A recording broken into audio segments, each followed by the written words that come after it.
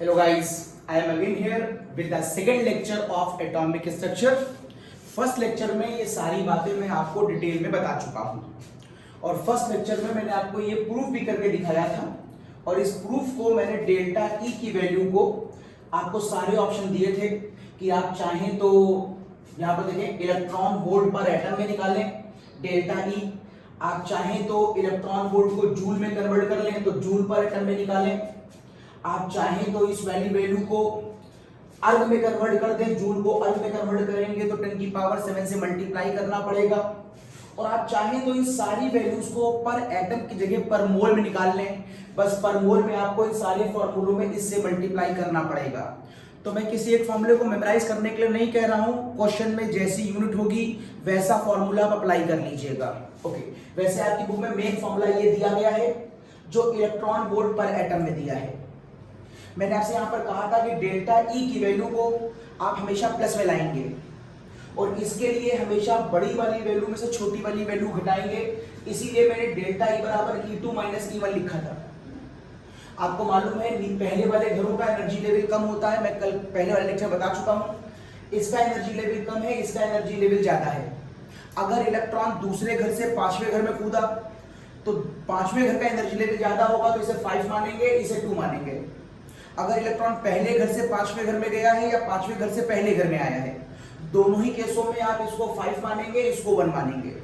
Okay okay, तो मैंने आपसे एक जनरल बात बता दी है, मैं आगे चल रहा हूं, इसे हटा रहा हूं और आगे चल रहा हूं।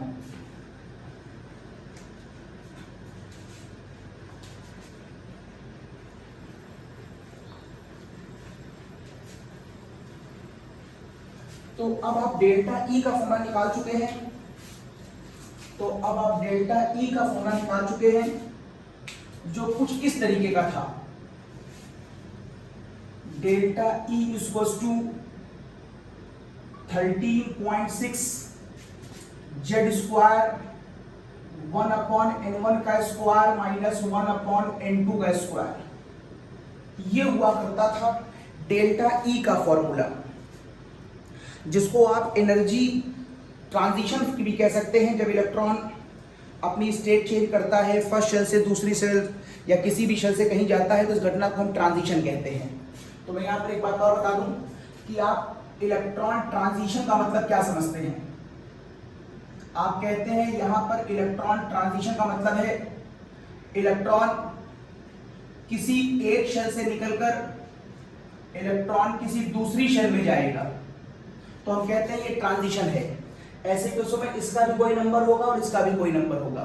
लेकिन अगर क्वेश्चन में आपको इलेक्ट्रॉनों का आयोनाइजेशन लिख दिया गया हो, आयोनाइजेशन, एटम का आयोनाइजेशन, अगर वह लिखा हो एटम में आयोनाइजेशन हो गया, तो आयोनाइजेशन का मतलब होता है कि उस एटम से इलेक्ट्रॉन एकदम से बाहर निकल गया और बाहर निकल के कहां चला गया, हम मान लेते हैं इनफाइनाइट चला गया। उस केस में N2 की वैल्यू आप हमेशा इनफाइनाइट रखेंगे। तो दो टर्म ध्यान रखिएगा, उसने ट्रांजिशन पूछा है कि आयोनाइजेशन। अगर उसने आयोनाइजेशन पूछा है तो आप इलेक्ट्रॉन को निकालकर इनफाइनाइट भेजेंगे और मैंने आपको बोला है कि बड़ी वैल्यू हमेशा N2 की जगह रखी जाएगी। तो वो किसी भी घर से निकला हो, अगर वो इनफाइनाइट गया है तो इनफाइनाइट ही बड़ी वैल्यू होगी, तो आप N2 की वैल्यू को हमेशा इनफाइनाइट रखेंगे। ये पॉइंट ध्यान रखिएगा। अब मैं आगे चलता हूं। आप डेल्टा ई की वैल्यू निकाल चुके हैं जिसका आंसर इलेक्ट्रॉन वोल्ट पर एटम में आ रहा है। अगर मैं यहां पर न्यूमेरिकल बनाऊं तो न्यूमेरिकल बन सकता था यहां पर, बताइए हाइड्रोजन आयन के अंदर, बताइए हीलियम आयन के अंदर, बताइए लिथियम आयन के अंदर और बताइए बेरिलियम आयन के अंदर। अगर इन सारे क्वेश्चनों पर न्यूमेरिकल लग रहा हो तो इस फॉर्मूले में z की वैल्यू में क्या वेरिएशन आएगा, 13.6 तो एज इट इज रहेगा। z में यहां पर आप z की वैल्यू 1 रखेंगे, यहां पर z की वैल्यू 2 रखेंगे, यहां पर z की वैल्यू 3 रखेंगे और यहां पर z की वैल्यू 4 रखेंगे। अगर वो कहता है कि इलेक्ट्रॉन शेल नंबर 1 से शेल नंबर 5 में गया, शेल नंबर 3 से शेल नंबर 7 में गया, शेल नंबर 7 से शेल नंबर 2 में गया, शेल नंबर 2 से शेल नंबर 9 में गया, शेल नंबर 7 से शेल नंबर 3 में गया। अगर कुछ ऐसे ऑप्शन दिए हैं तो आपको ये नहीं देखना है कि वो कहां से कहां जा रहा है। आपको N1 और N2 की वैल्यू में हमेशा N2 की वैल्यू को बड़ा रखना है और N1 की वैल्यू को छोटा रखना है। अब यहां पर इन दोनों में से एक N1 होगा और एक N2 होगा, तो बड़ा N2 होगा, छोटा N1 होगा। इन दोनों में से ये N2 हो जाएगा, ये N1 हो जाएगा। इन दोनों में से ये N2 होगा और ये N1 होगा। इन दोनों में से ये N2 होगा और ये N1 होगा, और इन दोनों में से ये N2 होगा और ये N1 होगा। तो आपको ये चिंता करने की जरूरत नहीं है कि इलेक्ट्रॉन जा कहां रहा है। आपको बड़ी वैल्यू को N2 मानना है और छोटी वैल्यू को N1 मानना है, चाहे इलेक्ट्रॉन जा रहा हो चाहे आ रहा हो, चाहे वो एब्जॉर्प्शन स्पेक्ट्रम दिखा रहा हो, चाहे इमिशन स्पेक्ट्रम दिखा रहा हो। अभी हम लोग और आगे बात करेंगे इसके ऊपर। फिलहाल आप समझ जाइए कि आप इस तरीके के न्यूमेरिकल लगा लेंगे, कोई दिक्कत नहीं है। जिस एटम के ऊपर हो उसका एटॉमिक नंबर यहाँ रख देना, और फिर जहां फुल फॉर्म कर रहा हो वो देख लेना, यूनिट देख लेना, इलेक्ट्रॉन वोल्ट पर एटम में रख रहे हो कि जूल में रख रहे हो, किसमें पूछ रहा है, वो कहीं पर एटम पूछ रहा है कि पर मोल पूछ रहा है, इन बातों का ध्यान दे देना। चलो अब मेरे पास एक फॉर्मूला और है। अभी मैंने उस फॉर्मूले को प्रूफ या उसके लॉजिक तो नहीं बताए, क्योंकि वो हिस्ट्री के पार्ट में भी आएगा, लेकिन आपको ये बात मालूम है आज की डेट में आपको मालूम है कि एनर्जी फ्रीक्वेंसी पर डिपेंड करता है। इवन तो अभी तक हमने जहां पर तक क्लार्क मैक्सवेल एक्सप्लेन किया था, अभी तक आपको मैंने क्लार्क मैक्सवेल बताया है, इसके आगे का पार्ट नहीं बताया। और क्लार्क मैक्सवेल कहता था कि एनर्जी इंटेंसिटी पर डिपेंड करती है। इसका मतलब जो पुरानी इंफॉर्मेशन है वो हिस्ट्री की फॉर्म में कहता है कि एनर्जी इंटेंसिटी पे डिपेंड करती है, लेकिन आज की डेट में हम जानते हैं कि एनर्जी फ्रीक्वेंसी पे डिपेंड करती है, लाइट की, इलेक्ट्रोमैग्नेटिक रेडिएशंस की। तो मैं उसी को यूज कर रहा हूं जो आज की इंफॉर्मेशन है। तो आपको अच्छी तरह मालूम है E किसके बराबर होता है, H। E is directly proportional क्या होता है, फ्रीक्वेंसी। ये फॉर्मूला कैसे आया, किसने दिया, अल्बर्ट आइंस्टाइन ने दिया, बता दे रहा हूं मैं। लेकिन अभी मैं अगले लेक्चर में इसकी हिस्ट्री पे आऊंगा और हिस्ट्री से लिंकअप करूंगा। आज तो मैं खाली प्रूफ बता दे रहा हूं। एनर्जी डिपेंड करती है फ्रीक्वेंसी पर, ये मॉडर्न साइंस कहती है। और अगर आप प्रोपोर्शनलिटी हटा दें तो यहां पर क्या आ जाएगा, एक कांस्टेंट आ जाएगा जिसको हम प्लैंक कांस्टेंट कहते हैं। इसके अंदर मैक्स प्लैंक और अल्बर्ट आइंस्टाइन दोनों का कंट्रीब्यूशन है। मैक्स प्लैंक ने हल्की सी हिट करी थी इस प्रोसेस के लिए, और अल्बर्ट आइंस्टाइन ने उसे पूरा एक्सप्लेन किया था। खैर, E equals to H nu. अगर आप E equals to H nu मान ले तो एनर्जी डिफरेंस किसके बराबर होगा, एनर्जी डिफरेंस एच न्यू के बराबर होगा। एनर्जी डिफरेंस एच न्यू के बराबर होगा। चाहे एनर्जी निकालो चाहे एनर्जी डिफरेंस निकालो, मेरे कहने का मतलब ये है, यहां कंफ्यूज मत होना। अगर एक रेडिएशन निकल रहा है तो उसकी एनर्जी कितनी होगी, एच न्यू के बराबर होगी। अगर एक रेडिएशन निकल रहा है किसी बॉडी से, एक रेडिएशन निकल रहा है तो उसकी एनर्जी कितनी होगी, एच न्यू के बराबर होगी। लेकिन जरा यहां देखो, अगर कोई इलेक्ट्रॉन यहां से कूद कर यहां चला जाए तो यहां हायर एनर्जी से लोअर एनर्जी पर आने पर यहां से भी रेडिएशन निकलेगा, और जैसे इसकी वैल्यू एच न्यू है वैसे ही इस रेडिएशन की वैल्यू भी एच न्यू होगी। लेकिन ये एच न्यू किसके बराबर होगी, इन दोनों के एनर्जी गैप के बराबर होगी, इसलिए मैं इसे डेल्टा ई कहूंगा। यहां पर कोई एनर्जी गैप नहीं था तो मैं कह रहा हूं कि E बराबर जैसे एच न्यू होता है वैसे डेल्टा ई बराबर भी एच न्यू हो सकता है। तो ये मत समझना कि अगर मैं इधर डेल्टा ले रहा हूं उधर भी डेल्टा लगाना पड़ेगा, वही बात मैंने ओपन करी। यहां पर इलेक्ट्रॉन यहां से यहां जा रहा है तो इसका अपना कोई एनर्जी होगा, इसका अपना कोई एनर्जी होगा, तो दोनों का डिफरेंस क्या हो गया, डेल्टा ई। और हायर एनर्जी से लोअर एनर्जी घटाओगे तो बचा हुआ एनर्जी पार्ट है वो यहां से बाहर निकलेगा। जब वो यहां से बाहर निकलेगा तो उसका अपना रेडिएशन है, उसकी अपनी एनर्जी होगी जो एच न्यू के बराबर होगी। ये मैं आपसे कहना चाह रहा था, तो मैं हटा रहा हूं और बात को आगे रखिए। अब मैं यहां पर आपसे कह सकता हूं कि जैसे डेल्टा ई बराबर एच न्यू होता है, और आपको एक बात और मालूम होगी, न्यू किसके बराबर होता है, C अपॉन लैम्डा के। ये बात मैंने आपको फ्रीक्वेंसी की फॉर्मूले को बताया था पिछले लेक्चर में, जब मैं आपको वेव्स की सारी प्रॉपर्टी बता रहा था। वेव्स की मैंने वेलोसिटी बताई थी, वेव्स की मैंने फ्रीक्वेंसी बताई थी, वेव्स की मैंने वेवलेंथ बताई थी, स्पेक्ट्रम बताया था, लाइन स्पेक्ट्रम बताया था। उस जगह पे सारी बातें मैंने ओपन करी थी।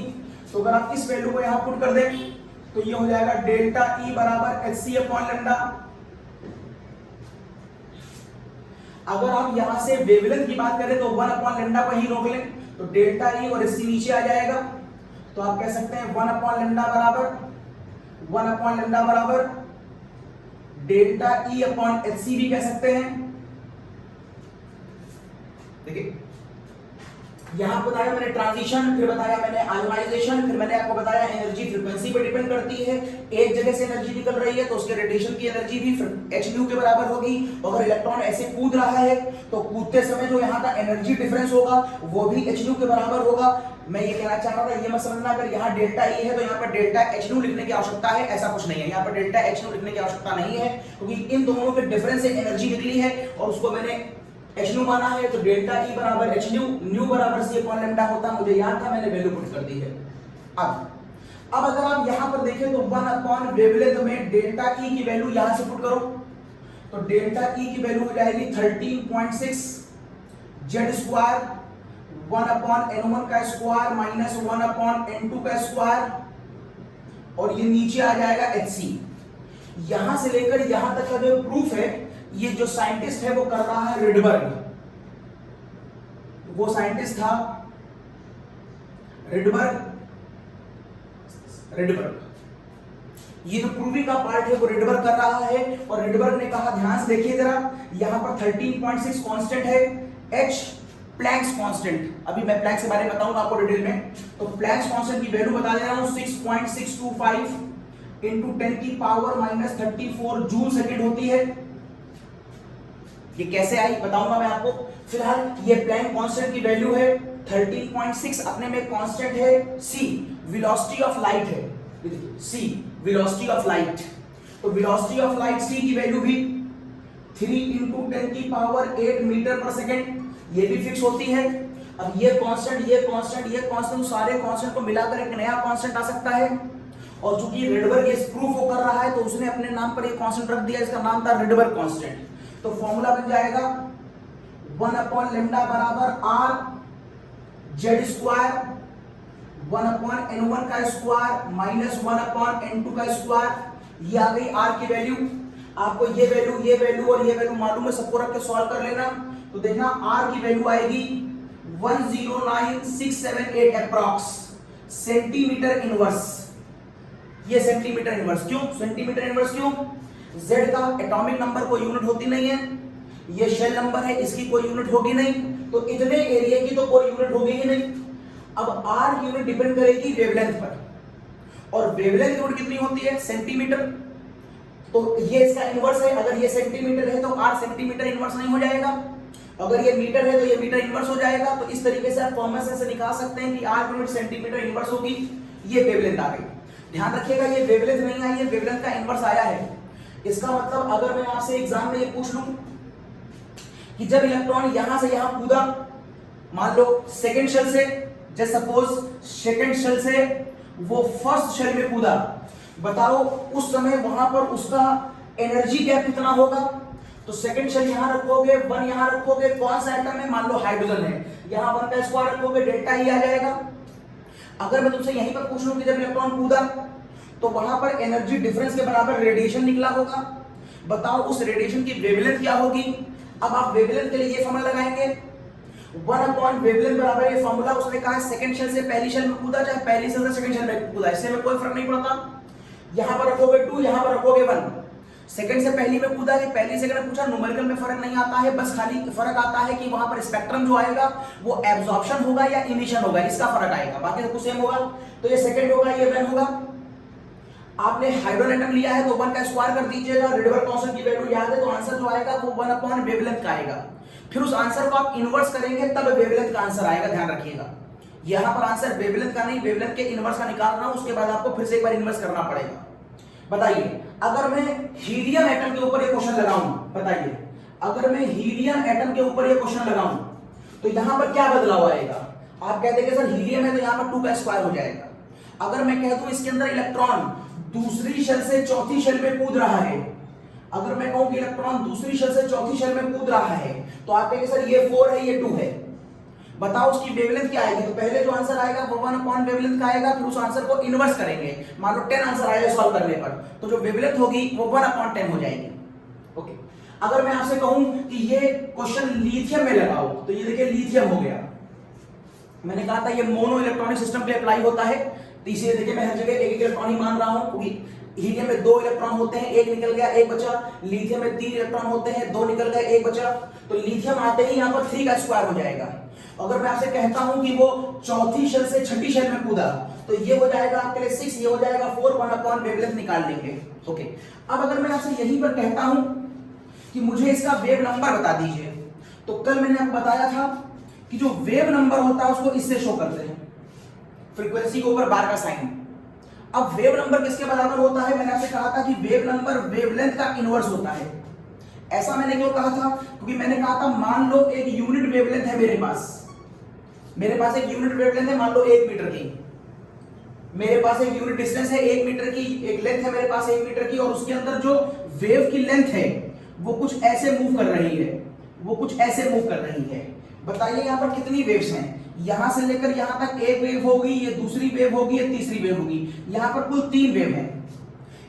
इस 3 वेव को हम क्या कहेंगे? ये इसका वेव नंबर होगा। एक यूनिट लेंथ के अंदर जितनी वेव्स पाई जाती हैं वो उसका वेव नंबर होता है। आप ध्यान दीजिए, एक यूनिट लेंथ के अंदर अगर आप वेवलेंथ की लंबाई बढ़ाते जाएंगे, अगर आप यहां से लेकर यहां तक पहले वेवलेंथ मान रहे थे, अगर आपके पास इसी यूनिट लेंथ के अंदर वेव्स थोड़ी लंबी होती, मान लीजिए कुछ इस तरीके की होती, ये एक हुआ, मैं इक्वल नहीं बना पा रहा हूं, ऐसे आप मेरी बात समझिएगा।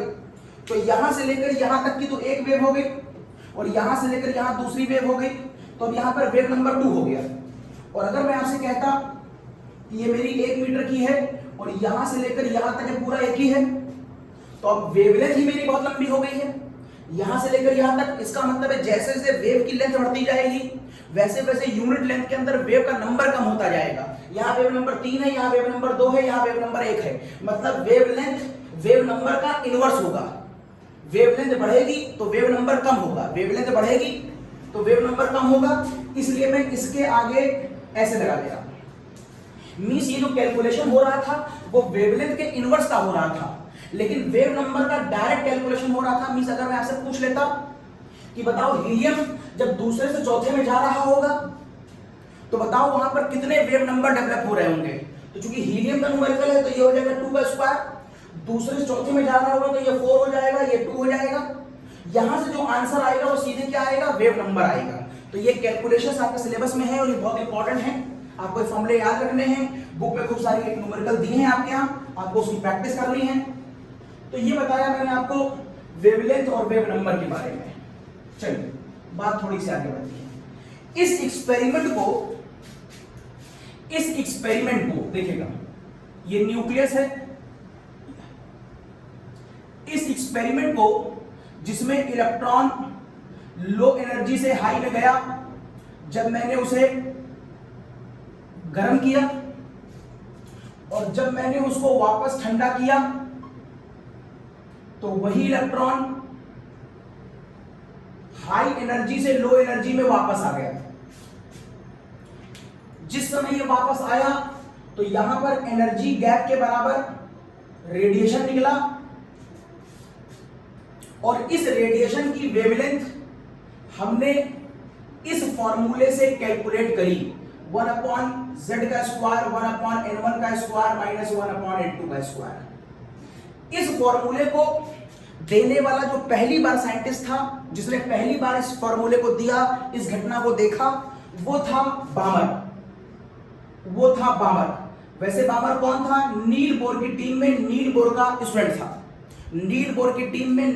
स्टूडेंट था। इस घटना को पहली बार बामर ने देखा। किस गैस के ऊपर देखा? ये जो एटम मैंने दिखाया है ये हाइड्रोजन गैस ली थी बामर ने हाइड्रोजन गैस ली थी, और उसने ये देखा था कि जब आप एनर्जी को बदलते हैं, थोड़ा और गर्म करेंगे, थोड़ा और गर्म करेंगे, थोड़ा और गर्म करेंगे, तो हर बार यहां से आने वाले वेवलेंथ के आंसर भी अलग अलग आएंगे। अगर आप इसे 25 सपोज करिए, आपने इसे 25 पे गर्म करा, फिर 50 पे गर्म करा, फिर 75 पे गर्म करा, फिर 100 पे गर्म करा। जस्ट सपोज 25 पे गर्म करेंगे तो यहां से यहां जाएगा, ठंडा करेंगे तो वो यहां से वहां आएगा और उसका अपना एक वेवलेंथ होगी। लेकिन अगर आप 50 पे गर्म करते तो इलेक्ट्रॉन यहां से थोड़ा और ऊपर जाता। मान लीजिए वो यहां से पहले यहां गया था, मैं अगर ऊपर दिखाई ना दे रहा हूं तो मैं कहूं यहां से और थोड़ा और बाहर जाता। It is your shell number 3। अगर 75 पे गर्म करेंगे तो इलेक्ट्रॉन थोड़ा सा और बाहर जाएगा, it is your shell number 4। इसका मतलब है आप जितना ज्यादा एनर्जी देते जाएंगे, एटम लो एनर्जी से उतना दूर जाएगा, और ये ठंडा करेंगे तो वो उतनी हाई एनर्जी से वापस भी आएगा। जब हाई एनर्जी से वापस आएगा तो वहां पर वेवलेंथ के आंसर बदलने लगेंगे। ये बात सबसे पहले बामर ने देखा, और कैसे देखा देखिए, उसने जो अपना एक्सपेरिमेंट करा था वो कैसे करा था, उसने वही कैथोड रे ट्यूब ले ली थी, एक कैथोड रे ट्यूब, एक डिस्चार्ज ट्यूब, उसके अंदर गैस भरी थी, कौन सी, मान लीजिए हाइड्रोजन, उसके अंदर करंट पास करी। तो मुझको आज के डेट में मालूम है कि यहां पर कुछ करंट डेवलप होते हैं, इनिशियल स्टेज पे तो हम सबको नहीं दिखाई दिए थे, लेकिन बाद में करंट दिखने लगे थे। तो यहां पर ऐसा करने पर एक ग्लो डेवलप होगा। बामर को ये ग्लो दिखाई देता, हर बार ग्लो डेवलप हो ये कोई जरूरी नहीं है, हर बार ग्लो डेवलप हो ये कोई जरूरी नहीं है। कब ग्लो होगा कब ग्लो नहीं होगा अभी थोड़ी देर में आपको समझ में आने लगेगा कि कब ग्लो होगा। फिलहाल इस वाले एक्सपेरिमेंट में ग्लो आ रहा था, चमक आ रही थी, लाल या हरे नीले रंग की रेज निकल रही थी। यहां पर मैंने मान लिया रेड कलर की रे निकल रही थी और ये ग्लो डेवलप कर रही थी। यहां से निकलने वाले इस ग्लो को जो, अच्छा ये किसका बना था, ये ट्यूब ग्लास की बनी थी। यहां से इस ग्लो को मैंने यहां से बाहर निकाला, वैसे ग्लो हर तरफ से बाहर निकल रहा होगा, लेकिन मैंने यहां पर एक स्लिट लगा दी, मैंने यहां पर एक स्लिट लगाई और इस ग्लो का एक छोटा सा पार्ट इस स्लिट से पास किया। मतलब मैं एक्सपेरिमेंट खाली रे पे करना चाहता हूं, बाकी रे से मुझे मतलब नहीं है, वैसे रे हर तरफ से निकल रही होगी, लेकिन मैंने इस पर फोकस किया। थोड़ा और कंफर्म हो जाए इस रे के बारे में, तो मैंने इसके पीछे मान लो एक स्लिट और लगा दी, मैंने इसके पीछे एक स्लिट और लगा दी। अब यहां से केवल एक रे बाहर निकली, एक रे यहां से बाहर निकली और उसको लाकर मैंने प्रिज्म पर गिरा दिया, प्रिज्म पर गिरा दिया।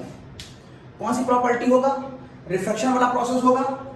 और अगर ये प्रिज्म पर गिरी, मैं हल्का सा डायग्राम ऐसे मान लेता हूं, थोड़ा सा हल्का सा डायग्राम ऐसे मान लेता हूं कि लाइट मैंने यहां से पास कराई, ये यहां से इस पर आई, यहां से मैंने इसको प्रिज्म पास कराया और यहां पर मैंने इसको प्रिज्म पे गिरा दिया।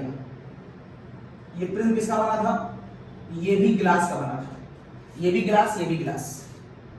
अब यहां पर पास होने के बाद जब ये इस पे गिरा तो यहां पर रिफ्रैक्शन का प्रोसेस हुआ और यहां से ये देखिए इस तरह से यहां पर एक सर्टेन एंगल पर ये मुड़ गए और मुड़ने के बाद ये थी फोटोग्राफी प्लेट और ये थी फोटोग्राफी प्लेट जिसके ऊपर गिरने के बाद वो एक स्पॉट छोड़ती थी। क्या आपको मालूम फोटोग्राफी प्लेट आपने देखी कभी? देखिए, जो आपने एक्सरे देखा है, एक्सरे रिपोर्ट देखी है, वो एक्सरे रिपोर्ट ही फोटोग्राफी प्लेट होती है। वो पहले व्हाइट होती है, लेकिन आप जब देखते हैं तो वो ब्लैक एंड व्हाइट होती है, क्योंकि उसमें जहां जहां एक्सरे गिरती है वहां वहां वो काली हो जाती है और जहां जहां आपका बोन का पार्ट होता है वहां पर एक्सरे उसे पेनिट्रेट नहीं कर पाती, तो वो एरिया सफेद रहता है। तो वो एक्सरे रिपोर्ट वही है। तो ये पहले व्हाइट पूरी प्लेट थी, जब ये इस पे गिरा तो ये काली हो गई। जब मैंने इस एक्सपेरिमेंट को 25 डिग्री पे करा तो मान लो ये आया। जब मैं इसको 50 डिग्री पे करता हूं तो उसको ये ऐसे दिखाई दिया। जब मैंने इसको 50 की बजाय 75 डिग्री पे करा तो उसको हो सकता है उसको ऐसे दिखाई दिया। जब मैंने इसको 100 डिग्री पे करा तो वो उसको ऐसे दिखाई दिया। 4 तरह की यहां पर उसको ऐसे स्पॉट दिखाई दिए। उसने इन स्पॉट्स का नाम H alpha, H beta, H gamma और H डेल्टा रखा था। अब आप ये देखिए कि टेम्परेचर के बढ़ाने पर इसका जो डिफ्लेक्शन है वो नीचे की तरफ क्यों आता जा रहा है। बामर के इस प्रोसेस में ऐसा क्यों हुआ था, जरा देखिए। ऐसा इसलिए हुआ था क्योंकि अगर आप इस लाइन को आगे की तरफ बढ़ा दें तो आपको यहां से एंगल ऑफ डिफ्लेक्शन मिल जाएगा और एंगल ऑफ डिफ्लेक्शन इस वाले केस में फिलहाल ये है, ये एंगल ऑफ डिफ्लेक्शन है। और अगले केसों में जब आप टेम्परेचर बढ़ा रहे हैं तो ये एंगल ऑफ डिफ्लेक्शन देखिए बढ़ता जा रहा है। ये देखिए एंगल ऑफ डिफ्लेक्शन बढ़ता जा रहा है। अब अगर इसका एंगल ऑफ डिफ्लेक्शन बढ़ता जा रहा है तो यहां पर एक साइंटिस्ट की आप हेल्प ले सकते हैं, उसका नाम है Cauchy. Cauchy, COSCHEY, Cauchy. Cauchy आपको फिजिक्स में पढ़ने को मिलेगा, ऑप्टिकल, जब आप ऑप्टिक्स पढ़ेंगे 12th में तो वहां पर कॉशी इक्वेशन पढ़ने को मिलेगी। मैं खाली उसको यहां पर यूज कर ले रहा हूं। कॉशी ने एक इक्वेशन दी थी, उसने कहा था एंगल ऑफ डिफ्लेक्शन बराबर होता है AQ - 1। एंगल ऑफ डिफ्लेक्शन समझ में आपको आइडिया है क्या है? A क्या है? A इस प्रिज्म का एंगल है जो हर प्रिज्म का अलग अलग होता है। तो जो भी यहाँ पर प्रिज्म यूज किया गया उसका ये एंगल है। और ये क्या होता है, इसे कहते हैं रिफ्रैक्टिव इंडेक्स। ये है रिफ्रैक्टिव इंडेक्स। तो ये आपको मालूम है कितना डिफ्लेक्शन हुआ है, ये आपको मालूम है, प्रिज्म का एंगल क्या है, तो आप यहां से रिफ्रैक्टिव इंडेक्स निकाल सकते हैं। और कॉशी की इक्वेशन और है a plus B upon lambda square, जहां पर a और b डिफरेंट मीडियम के लिए वैल्यू का अपना एक फिक्स कांस्टेंट है। ग्लास के लिए, एयर के लिए, ग्लास के लिए, पानी के लिए अलग अलग जैसा जैसा इन्वायरमेंट होगा वैसा वैसा कांस्टेंट होगा। तो a और b आपका एटमॉस्फेरिक इन्वायरमेंट कंडीशन पे अकॉर्डिंग कांस्टेंट है। और वेवलेंथ तो आपको मालूम ही है। तो आपने कहा अगर यहां से मैंने म्यू निकाल लिया और म्यू की वैल्यू यहां रख दें तो आपको हर न्यूमेरिकल में a और b नाम का कांस्टेंट दिया गया होता है। अब ये मालूम है, ये मालूम, तो वेवलेंथ निकल आएगी। इसका मतलब है किसी सर्टेन टेम्परेचर पे, मान लो 25 डिग्री पर, यहां से जो वेवलेंथ डेवलप हुई है वो किस वेवलेंथ की है, अब आप यहां से निकाल ले जाएंगे। अगर आपने वेवलेंथ निकाल ली तो आपको फॉर्मूला मालूम है, वेवलेंथ बराबर लैम्डा बराबर एनर्जी, E बराबर hc upon lambda. h Planck constant है, वेलोसिटी ऑफ लाइट भी कांस्टेंट है। तो अगर ऊपर के दोनों टर्म कांस्टेंट मान लिए जाएं तो एनर्जी किस पर डिपेंड कर रही है, वेवलेंथ पर। अब अगर वेवलेंथ ज्यादा होगी तो एनर्जी कम होगी, वेवलेंथ कम होगी तो एनर्जी ज्यादा होगी। एक बार फिर से ऊपर देखिए, सबसे पहले एंगुलर डिफ्लेक्शन बहुत कम था, ये बहुत कम होगा, ये फिक्स है, ये बहुत कम होगा तो ये बहुत कम होगा। अब आपको मालूम है ये वाली वैल्यू बहुत कम है, अगर ये वाली वैल्यू बहुत कम है तो म्यू बहुत कम आएगा। सबसे पहले ये बहुत कम है तो म्यू बहुत कम आएगा। अब अगर म्यू की वैल्यू कम आई तो ऑब्वियस है वेवलेंथ की वैल्यू ज्यादा आएगी, इनवर्स में है। अगर वेवलेंथ की वैल्यू ज्यादा आएगी तो एनर्जी की वैल्यू कम आएगी। तो शुरू में आपको एनर्जी जब आपने कम दी थी, जब आपने एनर्जी शुरू में कम दी थी तो उस समय जो वेवलेंथ आ रही थी वो बहुत ज्यादा आ रही थी। जब आपने एनर्जी कम दी थी तो वेवलेंथ बहुत ज्यादा आ रही थी। और वेवलेंथ ज्यादा क्यों आ रही थी, क्योंकि यहां पर ये ज्यादा आ रहा है। ये ज्यादा क्यों आ रहा है, क्योंकि ये कम आ रहा था। और ये कम क्यों आ रहा था, क्योंकि एंगुलर डिफ्लेक्शन कम हुआ था। अब आप जैसे जैसे यहां का टेम्परेचर बढ़ाते जाएंगे, एनर्जी बढ़ाते जाएंगे। अगर आप एनर्जी की वैल्यू को बढ़ाते जा रहे हैं, देखिए अब अगर आप एनर्जी की वैल्यू को बढ़ाते जा रहे हैं तो वेवलेंथ की वैल्यू कम होती जाएगी, वेवलेंथ की वैल्यू कम होती जाएगी, वेवलेंथ की वैल्यू कम होती जाएगी। तो म्यू की वेवलेंथ की वैल्यू अगर कम होती जाएगी तो एंगल, तो इंडक्टिव रिफ्रैक्टिव इंडेक्स की वैल्यू बढ़ती जाएगी। अगर रिफ्रैक्टिव इंडेक्स की वैल्यू बढ़ती जाएगी तो एंगल ऑफ डिफ्लेक्शन भी बढ़ता जाएगा। और इसीलिए आपको एंगल ऑफ डिफ्लेक्शन इस तरीके का दिखाई दिया। ये बामर का एक्सपेरिमेंट था जो उसने पहली बार किया। इस एक्सपेरिमेंट के आने के बाद तो फिर होड़ मच गई। फिर नील बोर के सभी स्टूडेंट ने कहा कि मैं भी करूंगा इस एक्सपेरिमेंट को, मैं भी देखूंगा। तो नील बोर की टीम में हटा रहा हूं, तो नील बोर की टीम में बहुत सारे लोग थे और सभी इस एक्सपेरिमेंट को दोबारा करने की इच्छा जाहिर करने लगे। तो कैसे हुआ ये एक्सपेरिमेंट देखिए जरा। ओके, तो नील बोर के पास जो उसके शिष्य थे उनमें थे एक लाइमन, यहां पर मैंने लिखा था कल, यहां पर लिखा है मैंने, वहां लिखा था ये लाइमन, बामर, पार्शियल, ब्रैकेट, फंड और हिम्फ्री। लाइमन, दूसरे थे बामर, फिर थे पार्शियल,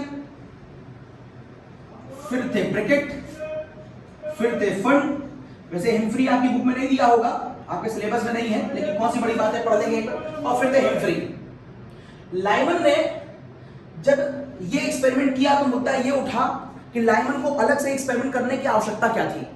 जब बामर ने कर लिया है तो बामर को सब कुछ दिखना चाहिए था, लेकिन बामर को जो दिखाई दे रहे थे वो वहां पर कलर दिखाई दे रहे थे। कलर का मतलब है ये एक्सपेरिमेंट किस रेंज में हो रहा था, ये एक्सपेरिमेंट विजिबल रेंज में हो रहा था। जो आपको मैंने कल स्पेक्ट्रम बताया था उसमें से विजिबल रेंज में हो रहा था।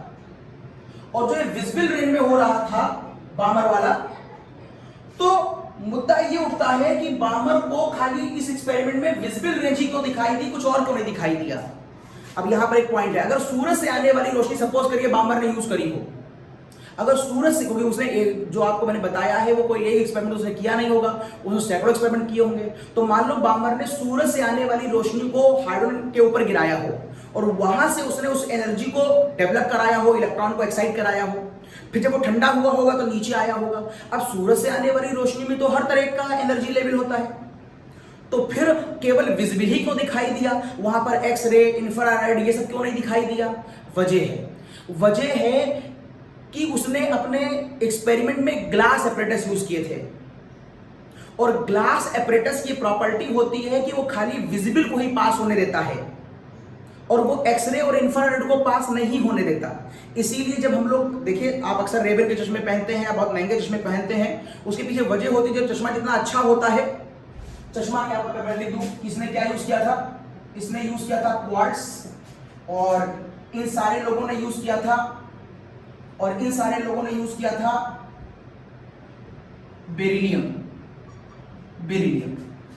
ओके, तो आपको ये ध्यान रखना है, बेरिलियम और ठीक है, तो इन सारे लोगों आपको ये ध्यान ये रखना है कि जो आप बहुत अच्छा चश्मा जब ग्लास का पहनते हैं तो उसकी प्रॉपर्टी होती है कि खाली वो विजिबल को जाने देता है, इंफ्रारेड को, यूवी को, एक्सरे को रोक लेता है। ये ग्लास की प्रॉपर्टी होती है, इसीलिए हम अच्छे और महंगे चश्मे पहनते हैं अगर हम अफोर्ड कर सकते हैं तो, ताकि मेरी आंखें बची रहें।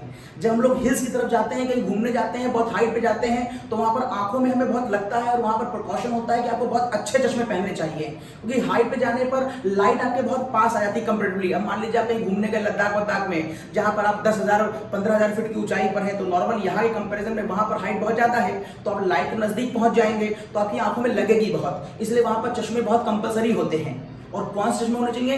ग्लास के होने चाहिए। क्यों ग्लास के होने चाहिए? क्योंकि ग्लास से खाली विजिबल ही पास होता है और कुछ पास नहीं होता।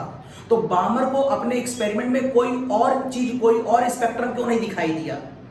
क्योंकि उसने ये पूरा एक्सपेरिमेंट ग्लास सेपरेटर के साथ किया था, जहां पर और कोई रे पास ही नहीं हुई। लेकिन यही एक्सपेरिमेंट जो बामर ने किया था, जब लाइमन ने किया तो उसने सारी चीजें क्वार्ट्ज की बनी हुई ली, और क्वार्ट्ज की क्वालिटी होती है कि वो किसी भी स्पेक्ट्रम को पास नहीं होने देता एक्सेप्ट यूवी के। यहां से केवल यूवी पास होगा और कुछ पास नहीं होगा, इसलिए लाइमन के स्पेक्ट्रम में हमें यूवी चीजें, यूवी रेज दिखाई दी, यूवी रीजन दिखाई दिया। जबकि यहां पर जब उसने बेरिलियम यूज किया, तो यहां से बेरिलियम की क्वालिटी होती है कि वो खाली अपने से इंफ्रारेड को ही पास होने देता है। तो यहां पर इसका जो ट्यूब थी, कैथोड रे ट्यूब, और जो इसका प्रिज्म था वो बेरिलियम का बना था, यहां पर सब ग्लास का बना था और यहां पर सब क्वार्ट्ज का बना था। ये थोड़ा सा एक डिफरेंस हो सकता है। अब मैं इसको डिटेल में बताने जा रहा हूं। तो देखिए लाइमन सीरीज, लाइमन ने कहा कि साहब ये जो फॉर्मूला आपने बताया है, ये वाला, ये जो फॉर्मूला आपने बताया है, यहां पर अगर आप n1 की वैल्यू को 1 रखेंगे तो हम इसे लाइमन सीरीज कहेंगे। n2 की वैल्यू जो चाहो सो रख लो, 2 3 4 5 6 फर्क नहीं पड़ता। तो लाइमन ने कहा अगर आप n1 की वैल्यू को 1 रखेंगे तो ये लाइमन सीरीज कहलाएगी।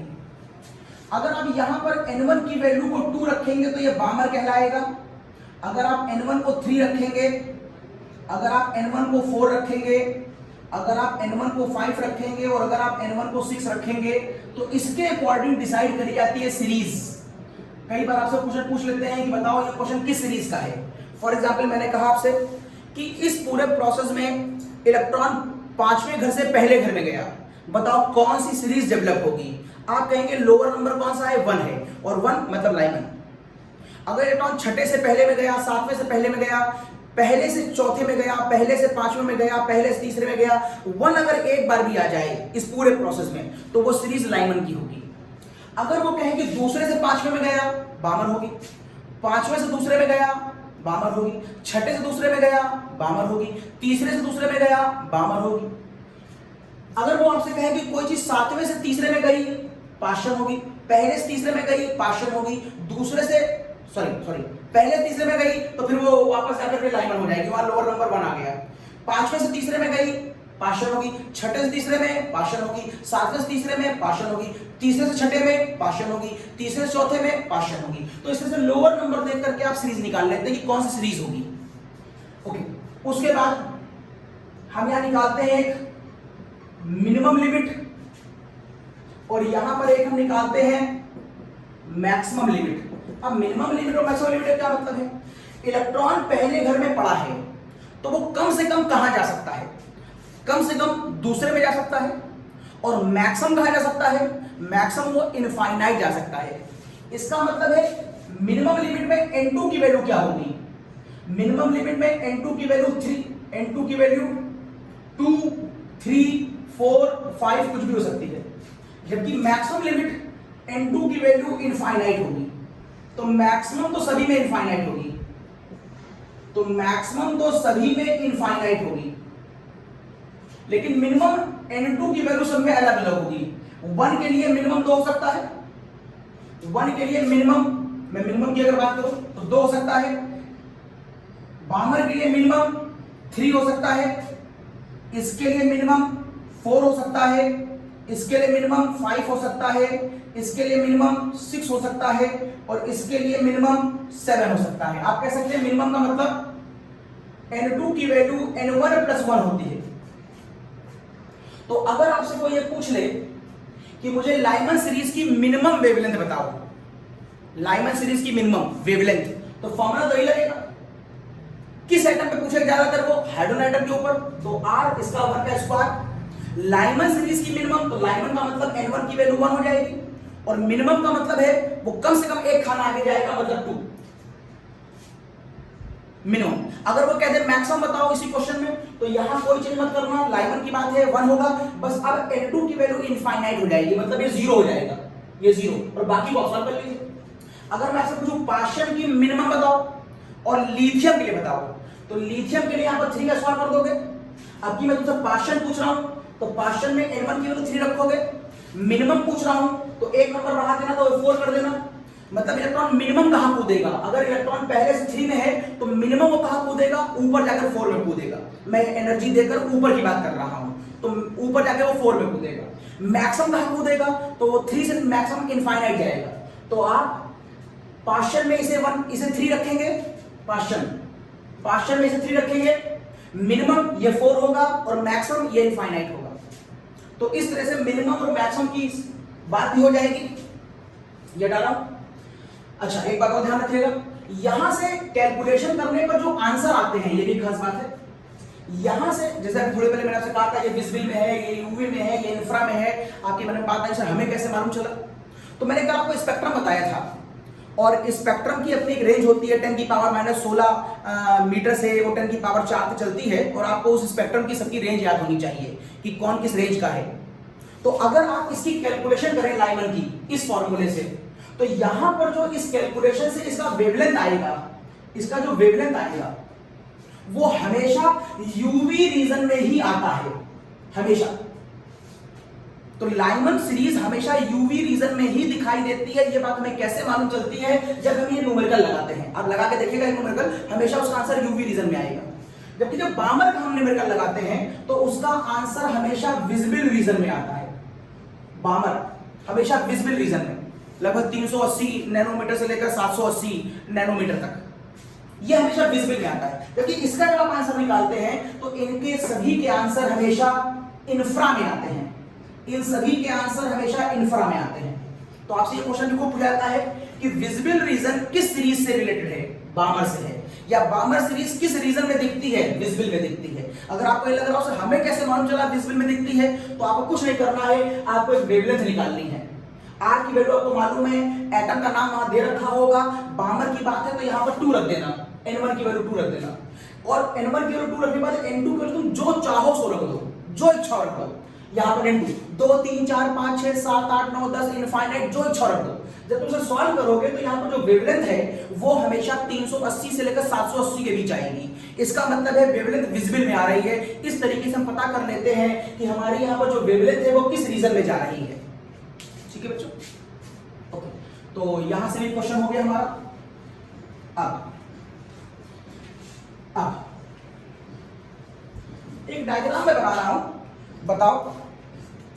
एक सीरीज देखिए, अगर मैं आपको इस तरह से डायग्राम दिखाऊं तो ये मेरी शेल नंबर 1 है, ग्राउंड स्टेट, ये शेल नंबर 2 है, ये शेल नंबर 3 है, ये शेल नंबर 4 है, ये शेल नंबर 5 है, ये शेल नंबर 6 मान लीजिए। इस तरह से शेल नंबर है, ये 1 है, ये 2 है, ये 3 है, ये 4 है, ये 5 है, ये 6 है, मान लीजिए 7 है। और ऊपर कहीं इनफाइनाइट होगा। अगर मैं आपसे कहूं कि यहां पर बैठा हुआ इलेक्ट्रॉन यहां से यहां की तरफ आ रहा है, अगर यहां पर बैठा हुआ इलेक्ट्रॉन जिसको मैंने 1 2 3 4 5 6 7 यहां पर बैठा हुआ इलेक्ट्रॉन यहां से यहां आ रहा है, बताओ तुम इसको किस सीरीज में रखोगे, इस घटना को किस सीरीज में रखोगे? मैंने आपसे कहा था हमेशा लोअर नंबर देखिएगा, लोअर नंबर अगर 1 है तो ये लाइमन सीरीज है। अगर ये वाला इलेक्ट्रॉन यहां से यहां पर आ रहा है तो ये कौन सी सीरीज है? ये भी लाइमन है क्योंकि नीचे बढ़ रहा है। ये कौन सी सीरीज है? ये भी लाइमन है। ये कौन सी सीरीज है? ये भी लाइमन है। ये लाइन कहां जा रही है? लाइमन में। और ये कहां जा रही है? लाइमन में। ये सब लाइमन है। अगर आप बामर देखना चाहते हैं तो आप कहेंगे यहां से यहां की तरफ लाओ, यहां रोक दो, ये बामर आया, ये जो कैलकुलेशन आएगी वो बामर में आएगी। ये जो आप कैलकुलेशन देख रहे हैं ये बामर की देख रहे हैं, ये बामर है। अगर आप पार्शियल देखना चाहते हैं तो आपको यहीं पर अपने आप को रोकना पड़ेगा। ये देखिए, तो अब आपको यहां पर जो दिखाई दे रहा है ये पार्शियल दिखाई दे रहा है। अब मुझे बताइए कि यहां पर जब इलेक्ट्रॉन ऊपर से नीचे जा रहा होगा तो यहां से रेडिएशन निकल रहा होगा। जब इलेक्ट्रॉन यहां से यहां कूदेगा तो डिफरेंस अमाउंट ऑफ एनर्जी का रेडिएशन निकलेगा। आप मुझे बताइए ये रेडिएशन किस सीरीज में आ रहा होगा, सॉरी किस रीजन में आ रहा होगा? तो अगर पार्शियल है तो वो इंफ्रा में आ रहा होगा। अगर वो बामर है, कहीं से भी आ रहा हो, अगर बामर है ये हमेशा इंफ्रा में आ रहा होगा।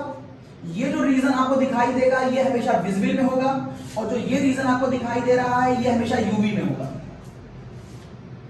जिस समय बामर ने पहली बार ये एक्सपेरिमेंट करा उस समय उसको ये सीरीज क्यों नहीं दिखाई दी? क्योंकि वहां पर मैंने कहा था ग्लास एपरेटस यूज करे गए थे, और ग्लास एपरेटस से विजिबल के अलावा कोई और लाइट पास नहीं होती, इसलिए उसको यूवी और इंफ्रा वहां पर दिखाई नहीं दिया। इसीलिए अलग अलग साइंटिस्टों ने आकर के एक्सपेरिमेंट अलग अलग किया। अगर आप इसको नाम देना चाहें कि यहां पर जो लाइनें बन रही हैं, ये सारी लाइनें, इन सबको मिलाकर मैं बोल सकता हूं ये लाइमन का स्पेक्ट्रम है, ये लाइमन स्पेक्ट्रम है, ये लाइमन का स्पेक्ट्रम है। और मुझे बताइए इस लाइमन के स्पेक्ट्रम के अंदर अगर मैं आपसे पूछूं कि बताओ इस पूरे प्रोसेस के अंदर कितने नंबर ऑफ स्पेक्ट्रल लाइन होंगी, ये भी खूब पूछा गया। Number of spectral line, number of spectral line, तो नंबर ऑफ स्पेक्ट्रल लाइन का फॉर्मूला होता है n2 minus n1 plus 1 upon 2। जब भी आपको कहीं पर स्पेक्ट्रल लाइन निकालनी हो, चाहे लाइमन में, चाहे बामर में, चाहे कहीं पर भी, तो आप इस फॉर्मूले को अप्लाई कर सकते हैं।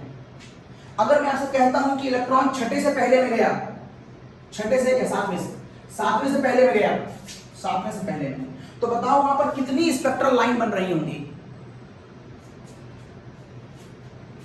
तो आप कहेंगे 7, एक हायर से लोअर घटा दो, 7 यहां पर आएगा -1, 7 -1 प्लस 1, तो ये और ये पहले कैंसिल कर लो। तो अब यहां पर क्या बचेगा? यहां बचेगा 6, यहां पर आ जाएगा 7, यहां पर आ जाएगा 2, 7 42, यहां पर आ जाएगा 2, लगभग 21 लाइनें बन रही होंगी। अब आप कहेंगे सर 21 लाइनें हमें दिख तो रही नहीं है। चलो ये बहुत कॉम्प्लेक्स है, गुणा भाग ऐसे ही करते हैं फिलहाल, तो मैं आपको एक आसान तरीका देता हूं जिसपे आपको दिखाई दे। सपोज करिए ये घटना दूसरी शेल से पहली शेल में हो रही हो, मतलब इलेक्ट्रॉन खाली शेल नंबर 2 से शेल नंबर 1 में जा रहा हो। बताओ कितनी स्पेक्ट्रल लाइन बनेगी? ऑब्वियस है 2 से 1 में जाओगे तो एक ही लाइन बनेगी। यहां तो बहुत सी संभावनाएं थी, 21 तो दिख भी नहीं रही थी, यहां कहां दिख रही है? तो रख लो फॉर्मूला, 2 से 1 में जाओ, ध्यान रखो 2, ये हो जाएगा -1, 2 -1 प्लस 1, ये हो गया कैंसिल हो गया, तो 2 में से 1 गया, 1 2 से मल्टीप्लाई, मतलब 2 को 2 से डिवाइड करोगे तो आंसर 2 को 2 से डिवाइड करोगे तो आंसर 1 आएगा। इसका मतलब यहां से लेकर यहां तक स्पेक्ट्रल लाइन केवल 1 है। नेक्स्ट, अगर मैं कहूं कि तुम तीसरे से पहले पे जा रहे हो, बताओ स्पेक्ट्रल लाइन कितनी आएंगी? चेक करो। अगर तुम तीसरे से पहले में जा रहे हो, फिर देखना फॉर्मूले वेरीफाई करो। अगर तुम तीसरे से पहले में जा रहे हो तो स्पेक्ट्रल लाइन कितनी आएंगी? चेक करिएगा। तो यहां पर रख दीजिए आप 3 -1, 3 -1 प्लस 1, ये कैंसिल हो गया। यहां आएगा 2, यहां पर आएगा 3, ये हो गया आपका 6, डिवाइड बाय 2 ये अधिकांश 3 है। अब आप कहेंगे सर तीसरे से पहले में गए तो एक ही लाइन तो बनाई आपने, मैं कह रहा हूं 3 बनेंगी। तो कैसे? जब तुम तीसरे से पहले में जाओगे तो तीसरे से पहले में तुम डायरेक्ट जा सकते हो, और संभावना यह भी हो सकती है तुम पहले तीसरे से दूसरे में जाओ और फिर दूसरे से पहले में जाओ। तो जब मैं स्पेक्ट्रल लाइन निकालता हूं तो सारी संभावनाओं को ओपन करता हूं, ऑल द पॉसिबिलिटीज। तो तीसरे से अगर तुम पहले में जा रहे हो तुम सीधे भी जा सकते हो, तुम तीसरे से दूसरे में भी जा सकते हो, और दूसरे से पहले में जाओगे तो कुल तुमको अब 3 लाइनें दिखाई देंगी। इस तरीके से आपको अगर ये सारे ऑप्शन यहां पर खोले जाते तो आपको यहां पर 21 लाइनें दिखाई देती। अब इस क्वेश्चन में 21 लाइनें को ऑप्शन खोलने में बहुत समय लगेगा, 1 और 2 में तो आप आसानी समझ गए, तो यहां पर इतना बवाल ना करना पड़े इसलिए इस मैथमेटिकल फॉर्मूले को हम लोग यूज कर लेते हैं। n2 - n1 एक ब्रैकेट में n2 - n1 + 1 एक ब्रैकेट में, ये बताता है कि यहां पर कितनी स्पेक्ट्रल लाइनें आपको दिखाई दे रही हैं। हटा लो उसको। ओके, तो ये आपको दिखाई the number of spectral lines. ठीक है, अब ये जो आप स्पेक्ट्रम बना रहे थे ये इमिशन स्पेक्ट्रा है कि एब्जॉर्प्शन स्पेक्ट्रा है? मैं आपको इमिशन स्पेक्ट्रा और एब्जॉर्प्शन स्पेक्ट्रा के बारे में लास्ट लेक्चर में बता चुका हूं। अब सोच के बताओ, जब इलेक्ट्रॉन हाई एनर्जी से लो एनर्जी में जाएगा तो उस समय जो वहां से रेडिएशन निकल रहे होंगे उन रेडिएशनों को जब मैं अरेंज करूंगा तो उस अरेंजमेंट का नाम स्पेक्ट्रम तो होगा, लेकिन इमिशन होगा कि एब्जॉर्प्शन होगा? ध्यान देखिएगा, अगर एब्जॉर्प्शन होता है तो इलेक्ट्रॉन लो एनर्जी से हाई में जाता है, और जब एनर्जी का इमिशन होता है, कल बताया था मैंने, तो इलेक्ट्रॉन हाई एनर्जी से लो में आता है। और यहां देखिए इलेक्ट्रॉन हाई एनर्जी से लो में जा रहा है। अगर इलेक्ट्रॉन हाई एनर्जी से लो में जा रहा है तो ये कौन सा स्पेक्ट्रम होगा? ये आप कहेंगे इमिशन स्पेक्ट्रम होगा। आपकी बुक में ज्यादातर इमिशन स्पेक्ट्रम को ही शो किया गया है, चाहे वो केमिस्ट्री में हो चाहे फिजिक्स में हो। अब ये किस गैस का स्पेक्ट्रम है, ये उस गैस के एक्सपेरिमेंट के अकॉर्डिंग मालूम चलेगा। अगर आपने हाइड्रोजन गैस के ऊपर किया है तो ये हाइड्रोजन का स्पेक्ट्रम है, अगर आपने हीलियम गैस पे किया है तो हीलियम का स्पेक्ट्रम है, अगर आपने नियॉन गैस पे किया है तो ये नियॉन गैस का स्पेक्ट्रम है। आप जिस गैस पर करेंगे ये उसका स्पेक्ट्रम कहलाएगा। अगर मैं इन सारे एरो को ऊपर बना देता, जस्ट सपोज ये सारे एरो को मैं यहां से हटा देता हूं, जस्ट सपोज ये सारे एरो मैं लोअर साइड से हटा दूं, लोअर साइड से हटा दूं और सारे एरो को ऊपर की तरफ दिखा दूं ऐसे। अगर मैं सारे एरो को ऊपर दिखा दूं तो अब आप क्या देख रहे हैं? अब इलेक्ट्रॉन लो एनर्जी से हाई एनर्जी में जा रहा है। अब इलेक्ट्रॉन लो से हाई में जा रहा है। अब इलेक्ट्रॉन जब लो एनर्जी से हाई एनर्जी में जाएगा तो तभी होगा जब वो एनर्जी को एब्जॉर्ब कर रहा होगा। तो ये फिर स्पेक्ट्रम है, लेकिन कौन सा स्पेक्ट्रम है? अब आप कहेंगे अब ये एब्जॉर्प्शन स्पेक्ट्रम हो जाएगा। अब ये एब्जॉर्प्शन स्पेक्ट्रम हो जाएगा। Okay, one point of. आप जब न्यूमेरिकल लगाएंगे तो कई बार आपको वहां पर alpha, beta, gamma, delta term भी यूज किए गए हैं।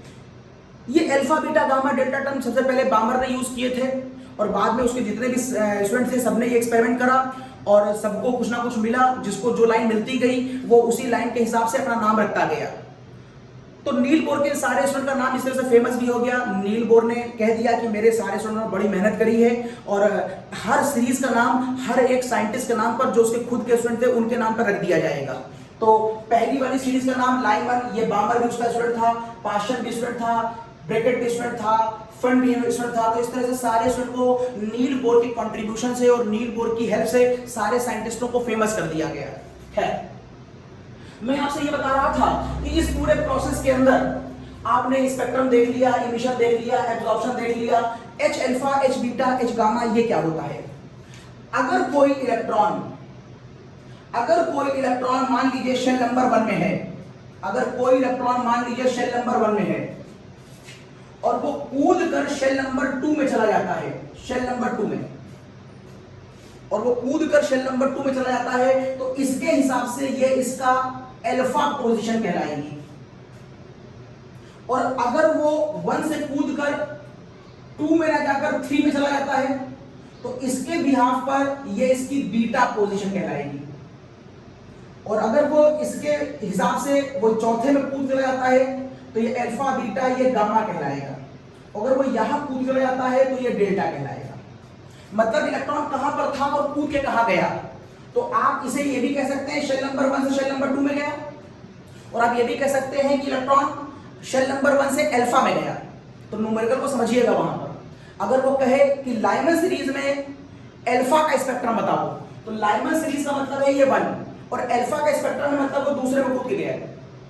लाइमन सीरीज में बीटा का स्पेक्ट्रम बताओ, तो लाइमन का मतलब है वो 1 से कूदा है, और बीटा में गया है मतलब यहां गया है, तो यहां पर 3 रखोगे, तो वो नाम भी दे सकता है, नंबर भी दे सकता है। अब एक काम करते हैं, सपोज करिए वो दूसरे से कूदना शुरू कर रहा है, सपोज करिए कोई इलेक्ट्रॉन है वो दूसरे से कूदना शुरू कर रहा है और दूसरे से कूदकर तीसरे में जाता है, तो अब इसके रिस्पेक्ट में ये अल्फा कहलाएगा, ये बीटा कहलाएगा, ये गामा कहलाएगा, ये डेल्टा कहलाएगा।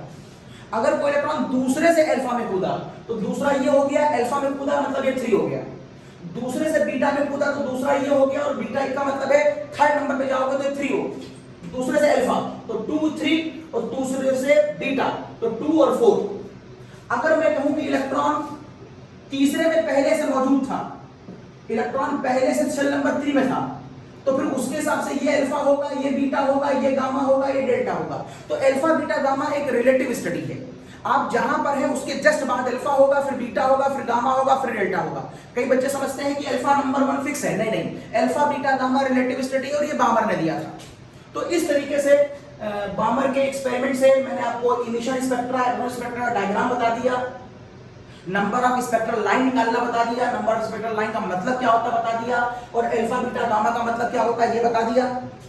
थोड़ा सा मैं और आगे चलता हूं, हटा रहा हूं, थोड़ा सा मैं और आगे चलता हूं, और मैं चलता हूं अपनी केमिस्ट्री के अंदर, जहां पर फिजिक्स को मैं धीरे धीरे ड्रॉप करूंगा और मेन अपने केमिस्ट्री के पोर्शन की तरफ हम बढ़ते जाएंगे।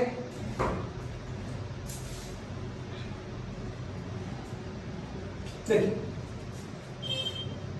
नील बोर ने जब इन सारे लोगों के एक्सपेरिमेंट को देख लिया, तो Niels Bohr is the head of department of the chemistry in लोगों के समय में, तो उसने इन सारी चीजों को कंक्लूड करने की कोशिश करी कि सब लोगों के डायग्राम आ गए हैं सामने, चलो कंक्लूड करते हैं। तो एक बार नील बोर का कंक्लूजन देखिए, एक बार नील बोर का कंक्लूजन, और वो कंक्लूजन कहता है ये न्यूक्लियस है यहां पर, और वो कंक्लूजन कहता है कि मैं एक बल्ब ले लेता हूं, उस बल्ब में एक फिलामेंट लगा है और उसके अंदर मैंने हाइड्रोजन गैस भर रखी है,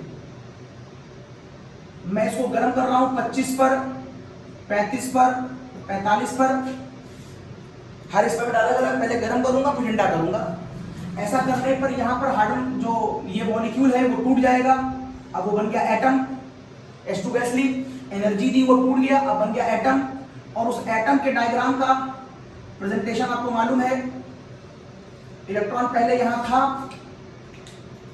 फिर वो कूद कर ऊपर गया, जब हमने गर्म किया, इस समय ये एब्जॉर्प्शन स्पेक्ट्रा दिखाएगा, जब ठंडा करेंगे तो ये वापस नीचे आएगा, और इस समय ये इमिशन स्पेक्ट्रा दिखाएगा, और मैं इमिशन स्पेक्ट्रा की बात कर रहा हूं आपसे। तो यहाँ के नीचे आने से यहाँ से रेज निकली होगी, और उसी रेज को मैंने यहाँ से एक स्लिट से पास किया, मैंने मतलब नील बोर ने एक स्लिट से पास किया, और उस स्लिट से पास करने के बाद उसको हमने एक प्रिज्म पे डाला, और जब वो प्रिज्म पे गिरी तो प्रिज्म से गिरने के बाद ये लगा रखी मैंने फोटोग्राफिक प्लेट, और वो यहाँ पर गिरी डिफरेंट टेम्परेचर पर। जो बामर ने बता दिया था वो नील बोर ने करके देखा, और उसको ये बात ठीक मिली। तो ये कंक्लूजन बाद में नील बोर ने फाइनलाइज दिया कि यस, किसी एक एटम के अंदर बहुत सारी शेल्स होती हैं, किसी एक एटम के अंदर शेल्स होती हैं, और इलेक्ट्रॉन उन्हीं शेल में कूद कूद के जा रहा है। ये शेल नंबर 1 हो गई, ये शेल नंबर 2 हो गई, ये शेल नंबर 3 हो गई, ये शेल नंबर 4 हो गई। ये एनर्जी का ऊपर से नीचे की तरफ इंक्रीजिंग ऑर्डर में अरेंजमेंट है। शेल नंबर 4 की एनर्जी ज्यादा होगी, शेल नंबर 1 की एनर्जी कम होगी। इसकी एनर्जी ज्यादा है, इसकी एनर्जी कम कैसे है, ये बात मैं आपको कॉशी प्रेशर से बता चुका हूं, जहां पर एंगल ऑफ डिफ्लेक्शन A μ-1 के फॉर्मूले को यूज किया था, फिर म्यू बराबर a plus B upon lambda के स्क्वायर को यूज किया था, और फिर E बराबर SC अपॉन लेमडा। अभी थोड़ी देर पहले मैंने बताया था, अगर आप इनको यूज करें तो आपको समझ में आता है ये। लेकिन बामर ने वहां पर शेल का टर्म यूज नहीं किया, नील बोर ने इसको बाद में कंक्लूड किया, क्योंकि बामर तो स्टूडेंट थे उनको तो जाके खैर रिजल्ट बताना था अपने टीचर को, किस तरह ऐसा रिजल्ट आया, तो कंक्लूड किया बाद में नील बोर ने कि इसका मतलब है किसी भी एटम में बहुत सारी शेलें होती हैं, आप जितनी एनर्जी देंगे इलेक्ट्रॉन कूद कर उतनी हाई एनर्जी में जाएगा, हाँ, अगर आप बहुत एनर्जी दे देंगे, इसे 60, 70, 80, 100 डिग्री पे गर्म कर देंगे, तो हो सकता है इलेक्ट्रॉन कूद के कहां चला जाए, इनफाइनाइट पे चला जाए। अभी यहां पर क्या हो रहा है, अभी यहां पर ट्रांजिशन हो रहा है, लेकिन अगर वो इनफाइनाइट पे चला गया तो वहां पर क्या हो जाएगा, तो वहां पर आयोनाइजेशन हो जाएगा। उस केस में फिर इलेक्ट्रॉन वापस नहीं आता, तो वहां पर हम वापस इमिशन स्पेक्ट्रम को शो नहीं करेंगे। तो शेल की डिस्कवरी हो गई, न्यूक्लियस के चारों तरफ शेल्स होती हैं, ये बात कंफर्म हो गई। इससे पहले क्या था, लोग एजम्पशंस दे रहे थे, लोग गेस कर रहे थे, किसी को कंफर्म नहीं मिल रहा था कि होती भी है कि नहीं होती है, किसी ने देखी नहीं थी।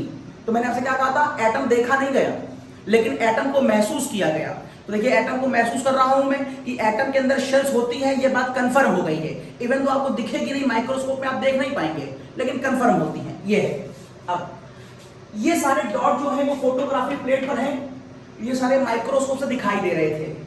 लेकिन समय बीता और नील बोर का एक फॉलोवर था सोमरफील्ड। नील बोर का एक फॉलोवर था सोमरफील्ड, और कुछ सालों के बाद सोमरफील्ड आया। सोमरफील्ड और सोमरफील्ड ने इसी एक्सपेरिमेंट को एक बार फिर से करके देखने की इच्छा जाहिर करी। जैसे गोल्डस्टीन ने जे थॉमसन के एक्सपेरिमेंट को देखने की इच्छा जाहिर करी थी और सेरेंडिपिटी हो गई थी। सेरेंडिपिटी मतलब कुछ कोई नई अजीब घटना हो गई, वैसे यहां पर भी कुछ नया होने वाला है। सोमरफील्ड इस इच्छा से इनकी लैब में आया था कि चलो हम भी करके देखते हैं कि जे थॉमसन, नील बोर ने क्या देखा था। तो उसने ऐसा ही अपरेटस लगाया और ऐसा ही देखा सब कुछ। लेकिन बस करीब 20-25 साल बीत चुके थे, तो सोमरफील्ड के जमाने में माइक्रोस्कोप अच्छी क्वालिटी के आ गए थे। तो यहां पर जो माइक्रोस्कोप था वो अच्छी क्वालिटी का था, माइक्रोस्कोप अच्छी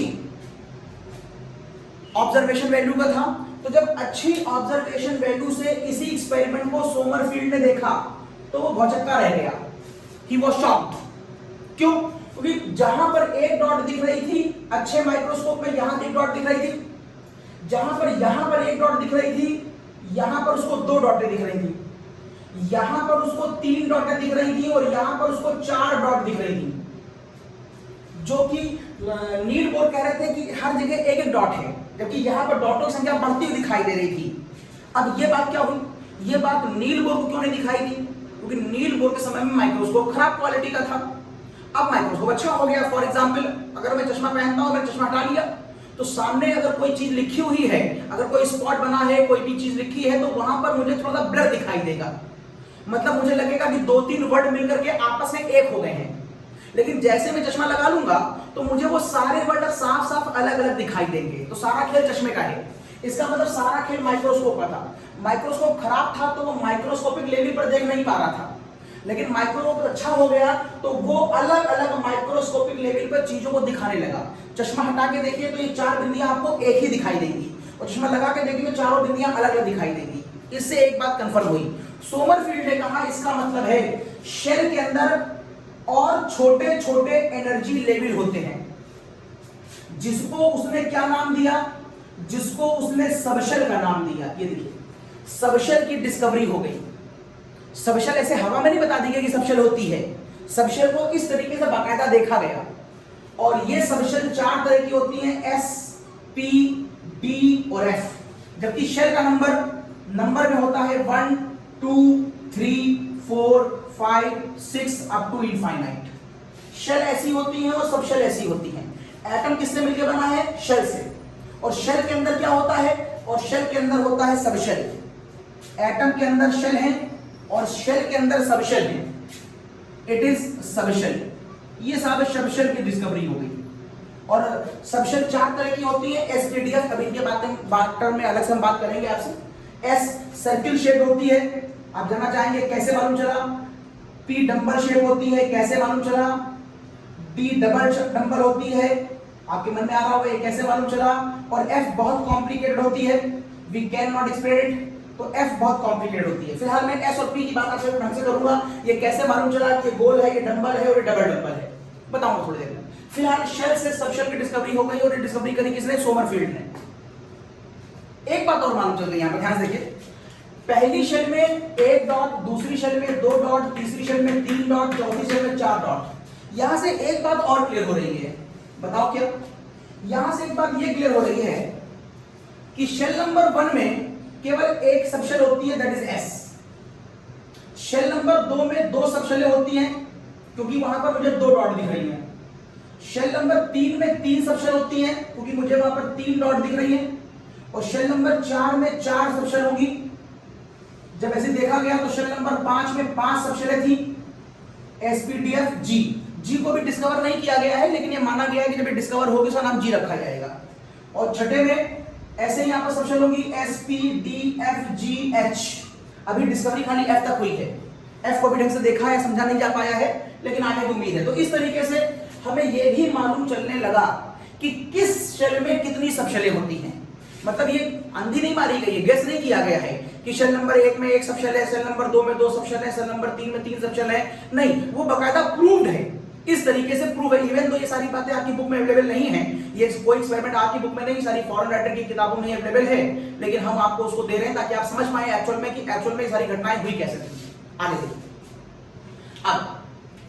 अब इसी घटना को कुछ साल बीत गए और 2 साइंटिस्ट और आए जिनका नाम था जीमन, जिसका नाम था जीमन, और एक साइंटिस्ट था स्टार्क। ये दोनों अलग अलग देश के साइंटिस्ट थे, लेकिन इस समय चूंकि लोग इसके ऊपर डिस्कवरी कर रहे थे, लोगों का इंटरेस्ट बना हुआ था नील बोर के एक्सपेरिमेंट पर, तो एक बार जीमन और स्टार्क ने कुछ सालों के बाद फिर से इसी एक्सपेरिमेंट को करके देखने की कोशिश करी। और उनको उम्मीद थी कि जैसे सोमरफील्ड के साथ सेरेंडिपिटी हुई तो शायद मेरे साथ भी कोई सेरेंडिपिटी हो जाए, कोई अजीब घटना हो जाए। तो जीमन और स्टार्क ने बहुत कोशिश करी, ऐसे एक्सपेरिमेंट किया, बढ़िया बढ़िया माइक्रोस्कोप लगाए, बहुत बढ़िया बढ़िया माइक्रोस्कोप लगाए। उनको लगा शायद अंदर कुछ दिख जाए, लेकिन दोबारा जीमन और स्टार्क को माइक्रोस्कोप लगा देने से केवल कुछ नहीं दिखाई दिया, माइक्रोस्कोप से तो कोई फायदा नहीं हुआ। अब जीमन स्टार्क ने कहा कि चलो अगर माइक्रोस्कोप से नहीं हो रहा, चलो कुछ और करके देखते हैं। तो क्या हुआ कि जीमन स्टार्क ने जीमन ने मैग्नेटिक फील्ड पर एक्सपेरिमेंट किया, जो मैं बताने जा रहा हूं, और स्टार्क ने इलेक्ट्रिक फील्ड पे किया। ये क्वेश्चन आपसे पूछते हैं कि जीमन इफेक्ट क्या है, तो आप कहेंगे use of the magnetic field, और स्टार्क है use of the electric field. अब कैसे यूज किया जीमन ने और स्टार्क ने? मान लीजिए इसी को हम मैग्नेटिक फील्ड मान ले रहे हैं और इसी को हम इलेक्ट्रिक फील्ड मान ले रहे हैं। जीमन के टर्म में यही प्लस माइनस मैग्नेटिक फील्ड है और स्टार्क के प्रेजेंस में यही प्लस और माइनस इलेक्ट्रिक फील्ड है। जब ये वाला पॉइंट, अब ये पॉइंट क्या है? ये पॉइंट रेडिएशन है, जो यहां से रेज निकली थी, जब वो फोटोग्राफिक प्लेट पे गिरी तभी तो ब्लैक हुई। तो आप इस डॉट को एक रेडिएशन मान सकते हैं।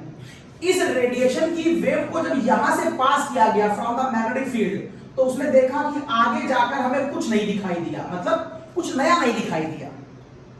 मतलब यहां पर एक डॉट थी तो यहां पर भी एक ही डॉट दिखाई दी। इसका मतलब शेल नंबर 1 में सबशेल 1 होती है और वो सबशेल और फर्दर बाइफरकेट नहीं हो रही, मतलब यहां पर भी कुछ एक ही बार है, लेकिन यहां पर 2 डॉटें थी। अगर उसने इन 2 डॉटों पर एक्सपेरिमेंट अगर मैं करूं अलग से, अब मैं अलग से बता दे रहा हूं, ये 2 डॉटें थी ऐसे, ये 2 डॉटें। शेल नंबर 2 को मैं थोड़ा सा बड़ा करके दिखा रहा हूं आपको, ऐसे 2 डॉटें। उसने एक डॉट को पहले ऐसे ही पास किया, पहले उसने एक डॉट को ऐसे ही पास किया इसी फील्ड से, तो उसने देखा ये डॉट आगे जाकर के कुछ खास नया नहीं करती है। लेकिन जब दूसरी डॉट को, शेल नंबर 2 की दूसरी डॉट वाली वेवलेंथ को, डॉट का मतलब वेवलेंथ है, डॉट का मतलब वेव है, जब इसको ये फोटोग्राफिक प्लेट पे जब गिरती है तो डॉट बनाती है, तो जब उसने इस वाली डॉट को इलेक्ट्रिक और मैग्नेटिक फील्ड से पास किया तो यहां पर एक सेरेंडिपिटी हो गई और उसने देखा कि ये वाली डॉट आगे जाकर के 3 ब्लैक स्पॉट बनाती है। एस से पहले वाले से निकलने वाली में कोई चेंज नहीं था, लेकिन दूसरे वाली में से निकलने वाली एक डॉट में चेंज नहीं है, लेकिन दूसरी डॉट में 3 चेंज है। आप नंबर ध्यान दीजिएगा, 3 चेंज है। इसी तरह इसी एक्सपेरिमेंट थोड़ा सा और बढ़ाया और शेल नंबर 3 में गया। शेल नंबर 3 में 3 डॉट है, 1 2 3, ये शेल नंबर 3 के 3 डॉट है। उसने जब इसको इलेक्ट्रिक और मैग्नेटिक फील्ड से पास कराया तो कुछ नहीं हुआ। जब उसने इसको पास कराया तो उसने देखा यहां पर वैसे ही 3 लाइनें आ रही थी, क्योंकि आगे 3 डॉट बन रहे थे। तो जब इसको पास कराया तो फिर सेरेंडिपिटी हो गई और उसने देखा यहां पर हमको ऐसी 5 लाइनें मिलती हैं, 5 डॉट। वैसे उसने 4 वाले एक्सपेरिमेंट को किया तो वहां पर भी 1 2 3 4 डॉट थी। यहां पर एक इससे निकलती थी यहां पर 3, इससे निकलती थी यहां पर 5, और यहां पर एक नया काम हुआ और यहां से निकल रही थी 7 लाइनें। 1 2 3 4 5 6 7 लाइनें, 5 लाइनें, 3 लाइनें और 1 लाइन। तो साहब इस सेरेंडिपिटी को जीमन और स्टार्क ने ढूंढा, और जीमन और स्टार्क ने कहा कि शेल के अंदर सबशेल पाई जाती है जो सोमरफील्ड ने ढूंढी, और सबशेल के अंदर ऑर्बिटल्स पाए जाते हैं जो जीमन और स्टार्क ने ढूंढे। शेल नंबर 1 2 3 4 5 6, इसके अंदर सबशेल पहले में 1, दूसरे में 2, तीसरे में 3 S P D, चौथे में 4, पांचवें में 5। इस तरीके से सबशेल डिस्कवर हुई, और सबशेल के आगे जो इलेक्ट्रिक और मैग्नेटिक फील्ड का बाइफर्केशन है इसने डिफाइन किया ऑर्बिटल्स को। आपने टर्म सुना होगा orbitals. Orbitals is that area where the maximum possibility of finding the electron. वो डेफिनेशन अभी सामने आएगी। तो फिलहाल ये ऑर्बिटल्स हैं। एस नाम की सबशेल में 1 ऑर्बिटल, पी नाम की सबशेल में 3 ऑर्बिटल्स होते हैं, डी नाम की सबशेल में 5 ऑर्बिटल्स होते हैं, और एफ नाम की सबशेल में 7 ऑर्बिटल्स होते हैं। तो इस तरह से ऑर्बिटल्स का भी डिस्कशन हो गया। तो आप ये मत समझिएगा शेल के अंदर सबशेल है, सबशेल के अंदर ऑर्बिटल किसने देखी नहीं है, सब फर्जिफिकेशन है, नहीं, सब देखी गई है। बस वो बात अलग है कि ये प्रूफ आपकी किताबों में अवेलेबल नहीं है, ये डायग्राम आपको नहीं बताए गए हैं, क्योंकि शायद ये थोड़ा सा हाई लेवल के हैं, लेकिन मुझे लगता है कि बता देने में थोड़ा सा आसान लगता होगा आपको। ऐसा भी कोई इसमें नहीं है कि बहुत टफ हो। तो फॉरवर्ड किताबों में सब बातें अवेलेबल हैं, आपके पास अवेलेबल नहीं, तो मैंने आपको अवेलेबल करा दी। तो शेल के अंदर सबशेल होती है, ये 4 तरह की होती हैं। ये 4 तरह की क्यों होती, इसे ज्यादा क्यों नहीं होती, ये बात बड़ी डॉटों से क्लियर हो गया था सोमरफील्ड को। और फिर किस सबशेल के अंदर कितनी ऑर्बिटल्स हैं, क्योंकि ये बात जीमन और स्टार्क ने पता कराई थी इलेक्ट्रिक और मैग्नेटिक फील्ड से कि कोई एक डॉट कितनी पतली पतली लाइनों में टूटता है। लाइनें कैसे गिनी गई, आगे कितने स्पॉट आए, जितने स्पॉट आ रहे थे उतनी ही वहां पर फर्दर लाइनें अवेलेबल थी। ओके देन एक साइंटिस्ट और आया इस सीरीज में जिसका नाम था उलेनबेक। जीमन और स्टार्क के बाद एक साइंटिस्ट और आता है जिसका नाम होता है उलेनबेक, ULENBECK, उलेनबेक। और उलेनबेक ने कहा कि एक ऑर्बिटल के अंदर, मान लो ये s ऑर्बिटल है, इसके अंदर मैक्सिमम 2 ही इलेक्ट्रॉन रह सकते हैं। अब ये बात उलेनबेक ने कैसे कह दी, उलेनबेक ने अपने कॉन्सेप्ट में ये कहा कि एक घर, आप अच्छी तरह जानते हैं कि ऑर्बिटल है, ये orbital is that area where maximum possibility of finding the electron. और आपको मालूम है कि इलेक्ट्रॉन न्यूक्लियस की तरफ घूम रहा है, और जब इलेक्ट्रॉन घूम रहा होता है तो उसके अंदर वेव नेचर आता है। ये बात हम लोग थोड़ी बहुत डिस्कस कर चुके हैं, अभी आगे भी हम लोग बहुत डिटेल में डिस्कस करेंगे नेक्स्ट लेक्चर में। फिलहाल आपको मालूम है कि इलेक्ट्रॉन, न्यूटन ने कहा था कर्पस्कुलर थ्योरी है, फिर उसके बाद क्लासिकल वेव थ्योरी आ गई थी जिसमें यह कह दिया गया था कि कोई भी पार्टिकल अगर मूव कर रहा है तो उसके अंदर वेव नेचर होता है, उसी की वजह से सारी बातें एक्सप्लेन की गई। तो अगर इसके अंदर वेव नेचर है तो इलेक्ट्रॉन चलते समय, क्लार्क मैक्सवेल ने कहा था कि उसके अंदर इलेक्ट्रोमैग्नेटिक रेडिएशन होता है। मींस इलेक्ट्रॉन जब चल रहा होगा तो वेव फॉर्म में होगा, और जब वेव फॉर्म में होगा तो उसमें इलेक्ट्रिक और मैग्नेटिक वेव होंगी, और वो इलेक्ट्रिक और मैग्नेटिक वेव उस एटम को मैग्नेटिक इन नेचर में कन्वर्ट कर सकती हैं। अगर एक ऑर्बिटल में एक इलेक्ट्रॉन होगा तो उससे डेवलप होने वाली वेव मैग्नेटिक इन नेचर में होगी, और अगर ऐसा होगा तो पूरा ब्रह्मांड मैग्नेटिक हो जाएगा, हर एक एटम दूसरे एटम को अपनी तरफ इंटरैक्ट कर रहा होगा, जबकि ऐसा होता नहीं है। तो उलेनबेक का ये एजम्पशन था कि अगर इस घर के अंदर 2 इलेक्ट्रॉन मान लिए जाएं और वो दोनों इलेक्ट्रॉन अगर अपोजिट डायरेक्शन में हों तो एक इलेक्ट्रॉन की इलेक्ट्रोमैग्नेटिक वेव से डेवलप होने वाली मैग्नेटिक फील्ड दूसरे इलेक्ट्रॉन जो अपोजिट डायरेक्शन में है उससे डेवलप होने वाली मैग्नेटिक फील्ड को कैंसिल कर देगा, जिसकी वजह से इसका रिजल्टेंट मैग्नेटिक फील्ड क्या हो जाएगी, 0। और दिस इज द कॉज, ये ब्रह्मांड क्या होता है, ये ब्रह्मांड न्यूट्रल होता है। लेकिन इसके कोई स्पष्ट प्रमाण है नहीं, ये आज भी एजम्पशन है। तो आपके पास मौका है, अगर आप साइंटिस्ट बन जाए तो आप इन बातों को और आगे डिस्कस कर सकते हैं। वैसे जैसे पृथ्वी सूरज के चारों तरफ 2 तरीके से घूमती है, एक उसके अराउंड घूम रही है और एक पृथ्वी अपनी ही एक्सेस में घूम रही है। तो इलेक्ट्रॉन जब यूं घूम रहा होता है तो एक बार उसके अराउंड घूमता है न्यूक्लियस के, उससे एक इलेक्ट्रिक और मैग्नेटिक फील्ड डेवलप होती है जो टोटल इलेक्ट्रिक और मैग्नेटिक फील्ड का केवल 1% है। लेकिन जब इलेक्ट्रॉन अपनी ही एक्सेस में घूम रहा होता है, अराउंड में नहीं, अपनी ही एक्सेस में, तो उससे डेवलप होने वाली इलेक्ट्रिक और मैग्नेटिक फील्ड वहां पर टोटल इलेक्ट्रिक और मैग्नेटिक फील्ड का 99% होती है।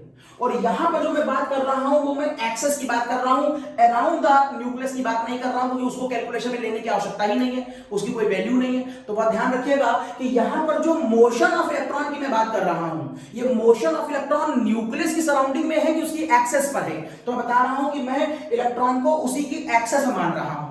अब अगर इलेक्ट्रॉन उसी की एक्सेस में घूमेगा तो या तो क्लॉकवाइज घूमेगा या फिर एंटी क्लॉकवाइज घूमेगा। तो वही मैंने आपसे कहा है, क्लॉकवाइज और anti clockwise, either up direction और डाउन डायरेक्शन। तो इस तरीके से ये पूरा सिस्टम डेवलप हुआ। सबसे पहले नील बोर आए, नील बोर ने शेल बताया, उसके बाद सोमरफील्ड आए, उन्होंने सबशेल बताया, उसके बाद जीमन स्टार्क आए तो उन्होंने ऑर्बिटल्स बताया, और उसके बाद उलेनबेक आया जिसने उसका स्पिन बता दिया। ओके, हटा रहा हूं उसको, मैं आगे चलता हूं। तो नील बोर की बात यहां पर खत्म होती है और थोड़ा सा हम आगे चलते हैं, नील बोर के बाहर निकलते हैं। अब यहां पर आप ये कह सकते हैं, अब आप यहां पर ये कह सकते हैं कि मेरे पास एक अरेंजमेंट आ चुका है, मेरे पास एक अरेंजमेंट आ चुका है, और वो अरेंजमेंट है शेल, शेल के अंदर सबशेल, सबशेल के अंदर ऑर्बिटल्स, और ऑर्बिटल्स के अंदर इलेक्ट्रॉनों का स्पिन। कौन क्या बात बताता है, कौन किस बात को एक्सप्लेन कर रहा है, मैं इस तरफ बढ़ रहा हूं, मैं क्वांटम नंबर की तरफ बढ़ रहा हूं। इवन ये क्वांटम टर्म कहां से आया ये मैं आपको अपने नेक्स्ट लेक्चर में बताऊंगा। आज मैं इसी कॉन्टिन्यूटी में इसको जोड़ दे रहा हूं, क्योंकि अगर मैं क्वांटम नंबर बताने लगूंगा तो फिर से मुझे केमिस्ट्री छोड़कर फिजिक्स वाले पार्ट तक जाना पड़ेगा। तो शेल हो सकता है नंबर में 1, 2, 3 अप टू इनफाइनाइट। इसकी वजह से आपको एटम का साइज मालूम चलता है, जितना ज्यादा एटम के अंदर शेल होगा उसका साइज उतना बड़ा होगा। सबशेल 4 तरह की है, एस, पी, डी और एफ। ये या तो सर्कुलर शेप होगी, या डंबल शेप होगी, या डबल डंबल होगी। ये कैसे मालूम चला बताऊंगा अभी। कुल मिलाकर के अगर इनकी वजह से इसमें फर्क आता है तो आप कहेंगे इसके शेप में फर्क आता है, तो ये डिफाइन करता है शेप। ओके, ऑर्बिटल्स, एक्चुअल में ऑर्बिटल्स जो होती हैं ये ओरिएंटेशन डिफाइन करती हैं। अब ओरिएंटेशन और स्पिन में क्या अंतर है? ओरिएंटेशन को आप मान सकते हैं न्यूक्लियस के अराउंड घूमना, और स्पिन को मान सकते हैं इलेक्ट्रॉन का अपने ही एक्सेस में घूमना। अगर मैं आपसे कहूं कि यहां पर 3 एक्सेस हैं, मान लीजिए ये एक्स एक्सेस है तो ये माइनस एक्स एक्सेस हो गई, अगर ये वाई एक्सेस है तो ये माइनस वाई हो गई, और ये अगर जेड एक्सेस है तो ये माइनस जेड एक्सेस हो गई। अब आप ये मत कहिएगा सर कि आपने इसको एक्स को माना, उसको वाई को माना, आप किसी को भी एक्स और वाई जेड मान लीजिए, मुझे इससे कोई खास फर्क नहीं पड़ता। अब मैं आपसे कहूंगा अगर आप डंबल शेप देख रहे हैं और आपने इस डंबल शेप वाले डायग्राम को एक्स पर बना दिया है, तो मैं कहूंगा इस डायग्राम को मैं पीएक्स कहूंगा, और इसका मतलब है इस सेंटर को अगर मैं न्यूक्लियस मान लूं तो इलेक्ट्रॉन इस सेंटर के साथ एक्स एक्सिस पर घूम रहा है। एक्स एक्सिस पर घूमना ये इसका ओरिएंटेशन कहलाएगा। इलेक्ट्रॉन न्यूक्लियस की सराउंडिंग में पी नाम के सबशेल में एक्स एक्सिस पर घूम रहा है। या अगर मैं ऐसे बना दूंगा तो आप कहेंगे सर इस समय इलेक्ट्रॉन पी नाम के घर में जेड एक्सिस पे घूम रहा है। अगर मैं ऐसे बना दूंगा तो आप कहेंगे सर ये वाई एक्सिस पे घूम रहा है। तो ये इसका मतलब होता है ओरिएंटेशन। ऑर्बिटल ओरिएंटेशन डिफाइन करता है कि वो किस एक्सिस पे घूम रहा है अराउंड द न्यूक्लियस। अब अगर आपको ये कंफर्म हो गया, सपोज करिए कि एक्स एक्सिस पे घूम रहा है, मान लीजिए आपने कंफर्म कर लिया कि वो एक्स एक्सिस पे घूम रहा है, just suppose it is px. अब ये न्यूक्लियस है, मान लीजिए न्यूक्लियस है और इलेक्ट्रॉन एक्स एक्सिस पे यूं घूम रहा है, या वाई एक्सिस पे यूं घूम रहा होगा या जेड एक्सिस पे यूं घूम रहा होगा। तो अगर वो एक्स एक्सिस पे घूम रहा है तो ये बात कंफर्म हो गई कि ओरिएंटेशन एक्स है, लेकिन वो एक्स एक्सिस पर घूमते समय ऐसे अपनी स्पिन पे अपनी ही एक्सिस पर कैसे घूम रहा है, वो क्लॉकवाइज घूम रहा है कि एंटी क्लॉकवाइज घूम रहा है। एक्स एक्सिस तो घूम रहा है लेकिन वो अपने ही एक्सिस पे कैसे घूम रहा है, इसको बताया था उलेनबेक में। तो इसको हम कहते थे कि वो या तो घूम रहा होगा क्लॉकवाइज या घूम रहा होगा एंटी क्लॉकवाइज, और वो भी कहां पर, एक्स पर। तो एक्स पे भी हो सकता है, वाई पे भी और जेड पे भी। तो ये कुछ मतलब हुए आपसे पूछे जाते हैं। शेल का मतलब साइज का दिखाता है, सबशेल का मतलब शेप दिखाता है, ऑर्बिटल का मतलब है ओरिएंटेशन, ओरिएंटेशन का मतलब है एक्सेस, और स्पिन का मतलब है वो क्लॉकवाइज घूम रहा है कि एंटी क्लॉकवाइज घूम रहा है। ओके ओके नाउ यहीं से आप जोड़ सकते हैं इसको, यहीं से आप जोड़ सकते हैं इसको अब अपने एक इस डायग्राम के साथ। ये देखिए, मैं अगर आपसे कहूं कि मेरे पास जो शेल है वो 1 2 3 4 5 6 7 एस ऑन, अगर मैं कहूं कि सबशेल मेरे पास एस है, इसमें 2 हैं, इसमें एस पी और डी है, इसमें एस पी डी और एफ है, इसमें भी एस पी डी और एफ जी है, ये ऐसे। और अब मुझे मालूम चल चुका है कि यहां एस में एक ऑर्बिटल होती है, पी में मेरे पास 3 ऑर्बिटल होती है, डी में मेरे पास 5 ऑर्बिटल होती है, और एफ में मेरे पास 7 ऑर्बिटल होती हैं। ये एस सब में कॉमन हो जाएगा, ये पी सब में कॉमन हो जाएगा, डी सब में कॉमन हो जाएगा। अब मुझे मालूम है, उलेनबेक ने बताया था एक ऑर्बिटल में 2 इलेक्ट्रॉन होंगे, एक ऊपर और एक नीचे। तो यहां पर अगर 2 यहां 2 यहां 2 तो पी में कुल हो जाएंगे 6, यहां पर 5 घर हैं तो डी में हो जाएंगे 10, और एफ में 7 घर हैं तो एफ में हो जाएंगे 14। इसका मतलब है यहां पर इलेक्ट्रॉन 2 सभी में मैक्सिमम भरे जाएंगे, यहां मैक्सिमम सब में 6 आएंगे, यहां मैक्सिमम सब में 10 आएंगे, और यहां मैक्सिमम सब में 14 आएंगे। इनके बारे में भी डिस्कवरी हुई नहीं है। अब इस पूरे सिस्टम को अरेंज करा और इस अरेंजमेंट का नाम रखा अफबाउ, अफबाउस प्रिंसिपल। अफबाउ का नाम आते ही बच्चे समझते हैं कि सर अफबाउ किसी साइंटिस्ट का नाम होगा, कोई ज्यादातर नाम साइंटिस्ट के नाम पर रखे गए। नहीं, अफबाउ किसी साइंटिस्ट का नाम नहीं है। अफबाउ एक ग्रीक वर्ड है, इसको इंग्लिश में कहते हैं टू बिल्डअप। टू बिल्डअप, क्या buildup? To buildup electronic configuration. हम इलेक्ट्रॉनिक कॉन्फ़िगरेशन बिल्डअप करने जा रहे हैं। जैसे आप हाई स्कूल में लिखते थे ना कि 2, 8, 8, 18 करके जो आप नंबर लिखा करते थे, आज हम उसी इलेक्ट्रॉनिक कॉन्फ़िगरेशन को एसपीडीएफ में कन्वर्ट करने जा रहे हैं। 2, 8, 18 लिखते थे आप, तो उसी को मैं यहां पर लिखने जा रहा हूं। देखिए कैसे। इसको लिखने के लिए आप क्या करेंगे, जब ये डायग्राम बन जाए, ये डायग्राम लॉजिक आप समझ में आ गया होगा, शेल नंबर समझ में आ गई। पहले में 1 सबशेल, दूसरे में 2 सबशेल, तीसरे में 3 सबशेल, कैसे मालूम चला? सोमरफील्ड। उसके बाद एक सबशेल में 1 है, इसमें 3 है, इसमें 5 है, इसमें 7 है, ये कैसे मालूम चला? जीमैन और स्टार्क। फिर एक घर में 2 ही इलेक्ट्रॉन होंगे, ये कैसे मालूम चला? उलेनबेक। जब सारी बातें मालूम चल गई तो मैंने उसकी एक सीरीज बना ली और फिर इन सबको ऐसे डायगोनली कट कर दिया। ये डायगोनली कट क्यों करा, इसको सीधे या ऐसे कट क्यों नहीं करा, इसका आंसर आपको कुछ देर बाद मिलेगा। फिलहाल मान लो कि मैंने सबको डायगोनली कट कर दिया। डायगोनली कट करने के बाद इस पे आप सांप सीढ़ी खेलते हैं। मान लेते हैं ये सांप है, इसका ये हेड है, ये टेल है, head tail head tail head tail, और हर सांप सीढ़ी में आप सांप को उसके मुंह से मुंह मत जोड़िए, मुंह से टेल जोड़िए।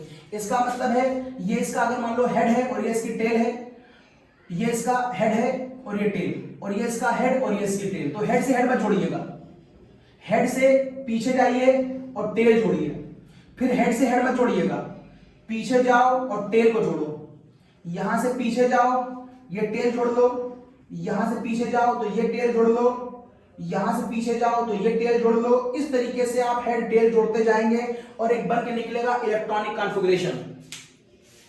तो यहां से बन के निकल आया एक इलेक्ट्रॉनिक कॉन्फ़िगरेशन। अब आप इस इलेक्ट्रॉनिक कॉन्फ़िगरेशन के अंदर किसी भी एटम का इलेक्ट्रॉनिक कॉन्फ़िगरेशन लिख सकते हैं। फॉर एग्जांपल, अगर आपको लिखना हो कि बताओ सोडियम का इलेक्ट्रॉनिक कॉन्फ़िगरेशन क्या होगा। तो हाई स्कूल लेवल पे आप लिखते थे 281, अब आप ऐसा नहीं लिखेंगे। अब कैसे लिखेंगे? अब आप इलेक्ट्रॉन को पहले नंबर में भराएंगे, तो 1s2, अब आप लिखेंगे ऐसे 1s2। फिर ये घूम के कहां गया? ये घूम के फिर आया 2s में, जहां पर 2 इलेक्ट्रॉन भरे जाएंगे, that is 2s2।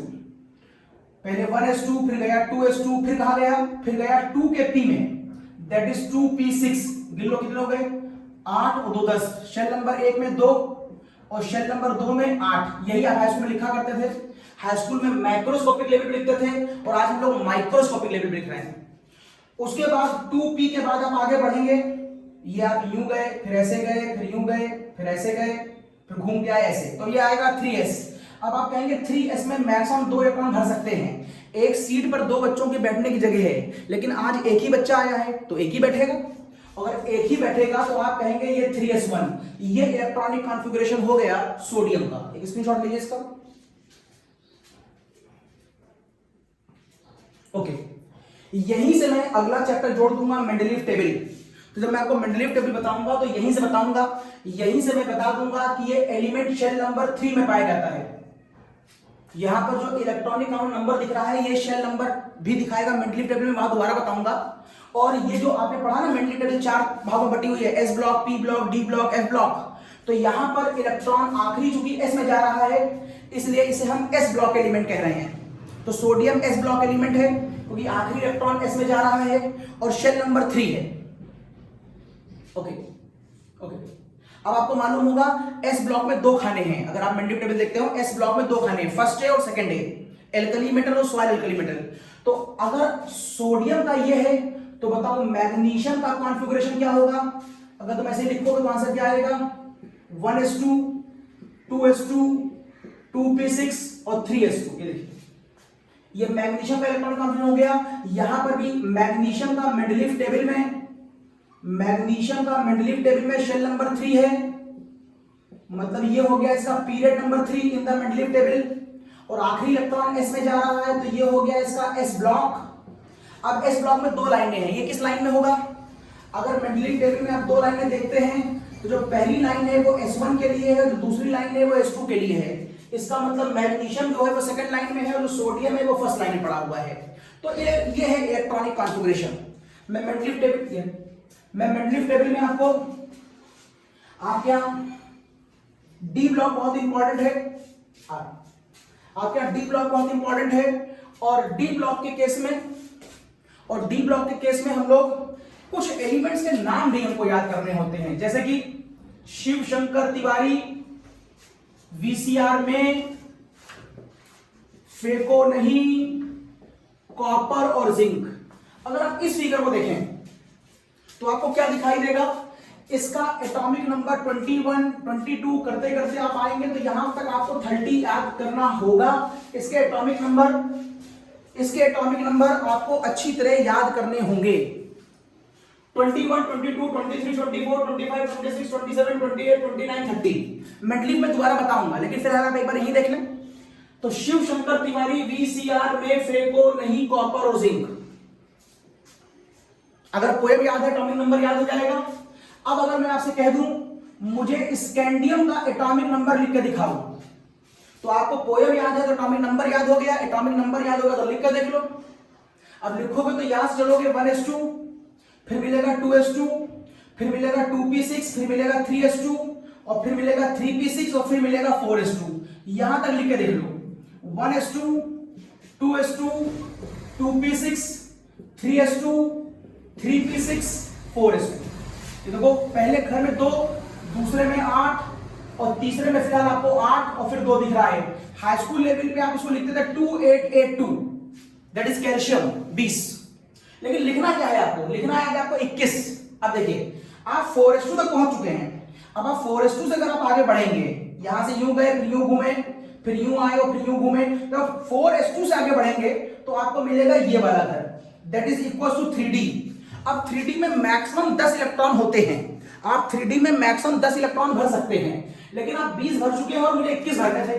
This is the cause आप यहां पर 3d10 नहीं लिखेंगे, आप यहां पर खाली 3d1 लिखेंगे। ये देखिए ऐसा करने पर 20 और 21 हो गया। तो अगर आप इस वाले केस में 3D1 लिखेंगे तो फिर इस वाले केस में यहां पर क्या लिखेंगे 3D2, यहां पर 3D3, यहां पर 3D4, यहां पर 3D5, यहां पर 3D6, यहां 3D7, यहां 3D8, यहां 3D9 और ये हो गया आपका 3D10। तो 21 से लेकर 30 तक में यहां से लेकर यहां तक सेम होगा, जो बदलाव आएगा वो खाली इस घर में आएगा। इस तरीके से आप डी ब्लॉक के सभी एलिमेंट्स का इलेक्ट्रॉनिक कॉन्फ़िगरेशन लिख सकते हैं। तो इलेक्ट्रॉनिक कॉन्फ़िगरेशन लिखने की प्रैक्टिस करेंगे आप खूब। अगर कभी आपसे वो कहता है इलेक्ट्रॉनिक कॉन्फ़िगरेशन में, अगर कभी वो आपसे कहता है इलेक्ट्रॉनिक कॉन्फ़िगरेशन में फॉर एग्जांपल कैल्शियम +2 का इलेक्ट्रॉनिक कॉन्फ़िगरेशन लिखो। देखिए मैंने आयन पूछ लिया, तो पहले आप कैल्शियम का लिख दिखा दीजिए। कैल्शियम का क्या होगा, कैल्शियम का एटॉमिक नंबर होता है 20, एटॉमिक नंबर जितने होंगे उतने उसमें इलेक्ट्रॉन भी होंगे, तो 20 का मतलब है ये फिगर ही आएगी। This is the electronic configuration of calcium. लेकिन मैंने आपसे कैल्शियम नहीं पूछा है, कैल्शियम का आयन पूछा है। अब आपको 2 इलेक्ट्रॉन निकालने होंगे। अब इलेक्ट्रॉन कहां से निकलेंगे, आउटर मोस्ट शेल से। तो इस पूरी घटना में आउटर मोस्ट शेल कौन सी है, 4, आउटर मोस्ट शेल, शेल का मतलब ये नंबर 4। आप यहां से 2 इलेक्ट्रॉन निकाल दीजिए, तो अब आप कहेंगे कि यहां से लेकर यहां तक का जो कॉन्फ़िगरेशन है वो कैल्शियम +2 के लिए है। अगर आप ये दिखाएंगे तो वो कॉन्फ़िगरेशन कैल्शियम का होगा, अगर इतना लिखेंगे तो वो कैल्शियम +2 का होगा। तो जब भी आपको आयन निकालने की बारी आए तो आप हमेशा आउटर मोस्ट शेल से इलेक्ट्रॉन निकालेंगे, आउटर मोस्ट सबशेल से नहीं, आउटर मोस्ट सबशेल से नहीं, आउटर मोस्ट शेल से। मींस अगर इसके बाद 3D लिखा होता ऐसे 3D, जस्ट सपोज मान लीजिए मैं Fe की बात कर रहा हूं, Fe कहां रहा है 21, 22, 23, 24, 25, 26, ये 26, और आपको Fe लिखना होगा तो 3D6 आप ऐसे लिखेंगे, ये Fe का हो गया। लेकिन अगर मैं आपसे कहूं कि मुझे Fe+2 का इलेक्ट्रॉनिक कॉन्फ़िगरेशन लिख के दिखाओ, तो आप कंफ्यूज गलती मत करिएगा, यहां से इलेक्ट्रॉन मत निकाल दीजिएगा। ये शेल नंबर 3 है और ये शेल नंबर 4 है, आपको इलेक्ट्रॉन शेल नंबर 4 से निकालने हैं। तो आपका जो इलेक्ट्रॉनिक कॉन्फ़िगरेशन बनेगा Fe के केस में, उस केस में आप ये सब कुछ लिखेंगे, बस ये वाला घर गायब कर देंगे, ये घर गायब, क्योंकि यहां पर क्या आ गया, यहां पर 4s0 आ गया। आपको आउटर मोस्ट से निकालने हैं इलेक्ट्रॉन, मींस ये घर पूरा गायब कर देंगे और आपका अब कॉन्फ़िगरेशन हो जाएगा 3D6 और आ जाएगा 4s0, it is your 3D6। तो इलेक्ट्रॉन निकालना होगा आपको आउटर मोस्ट शेल से, तो आप इलेक्ट्रॉन निकालना सीखे। पहले आपको यह सीखना होगा शेल कैसे आया, फिर आप सीखेंगे सबशेल कैसे आया, फिर आप सीखेंगे ऑर्बिटल कैसे आया, उसमें 2 इलेक्ट्रॉन क्यों हैं, फिर आप 21 से लेकर 30 तक की पोएम याद करेंगे, एटॉमिक नंबर लिखेंगे, फिर आप इलेक्ट्रॉनिक कॉन्फ़िगरेशन लिखना सीख लेंगे। फिर अगर इलेक्ट्रॉन निकालने होंगे तो आउटर मोस्ट शेल से निकालने होंगे, आउटर मोस्ट शेल कौन सी होती है, यहां गलती नहीं करेंगे आप। चलिए आगे बढ़ते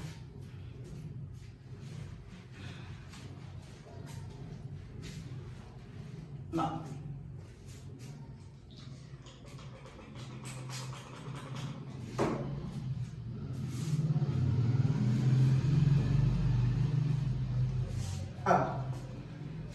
अब आता है क्वांटम नंबर।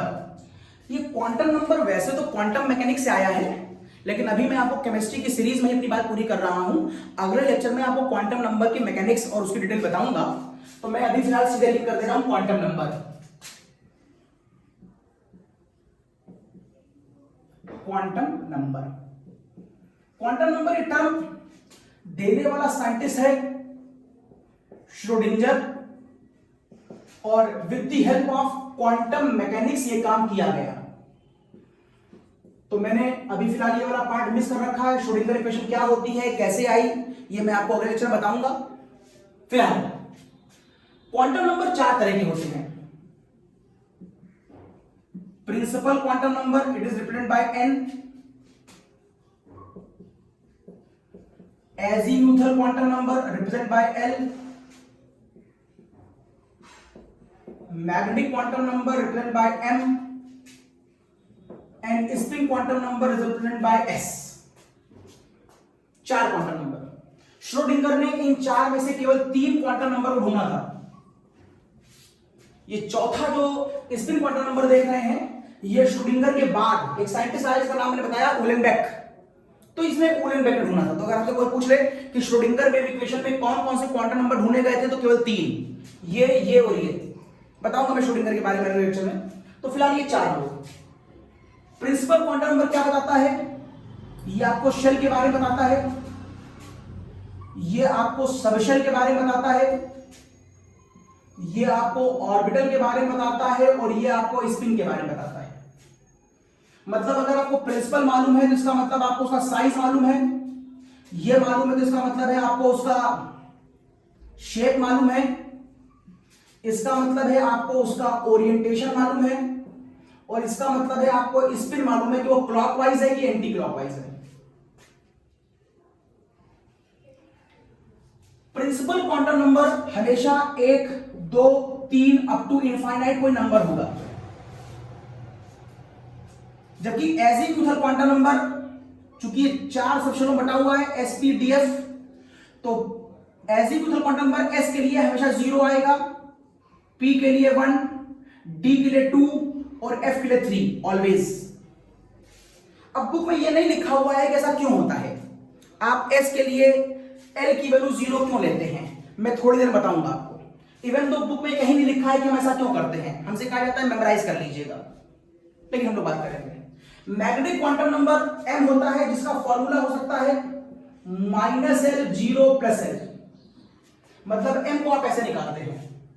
अगर आपको L की वैल्यू मालूम है तो इस फॉर्मूले में वैल्यू पुट करो m आ जाएगा, लेकिन अगर S की वैल्यू 0 है, सॉरी इसको मुझे ऐसे लिखना चाहिए था, S की वैल्यू L की वैल्यू मुझे ऐसे लिखना चाहिए था इसको, L की वैल्यू S के लिए 0, L की वैल्यू P के लिए 1, L की वैल्यू D के लिए 2, L की वैल्यू F के लिए 3, मुझे ऐसे लिखना चाहिए था। अब देखिए अगर S के लिए L की वैल्यू 0 है तो यहां पर 0 क्यों करोगे, L 0 है तो 0 0, मतलब S केस के लिए M की वैल्यू 0 आएगी, लेकिन अगर L की वैल्यू P के लिए 1 है तो यहां पर पुट करो तो -1 0 + 1, तो यहां पर इस तरीके से 3 आंसर आएंगे।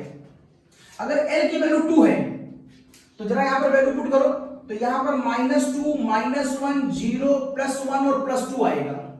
यहां पर L की वैल्यू 3 है और यहां पर पुट करो, ये मैं सिंपल मैथमेटिक्स कोऑर्डिनेट फॉलो कर रहा हूं कि अगर यहां पर -2 है तो यहां -1 होगा, ये 0 होगा, ये +1 होगा, ये +2 होगा, ये लॉजिक में लगा रहा हूं। तो यहां पर ये हो जाएगा -3 -2 -1 0 +1 +2 +3, कुछ इस तरह से नंबर आएगा।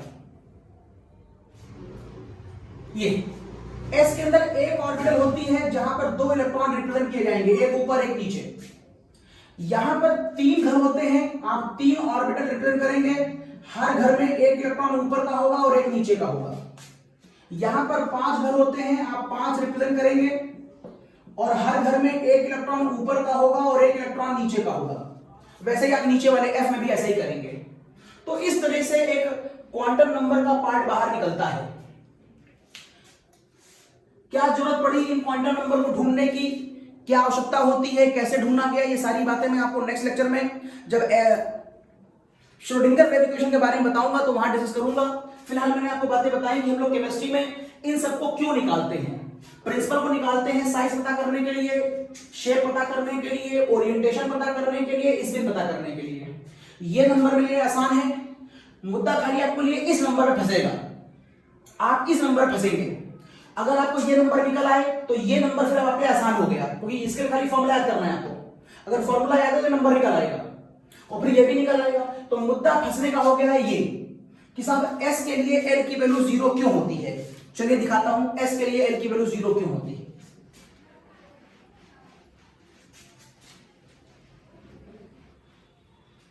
तो साहब S के लिए L की वैल्यू 0 है, इसके पीछे वजह है इलेक्ट्रॉन के घूमते समय उसका वेव नेचर।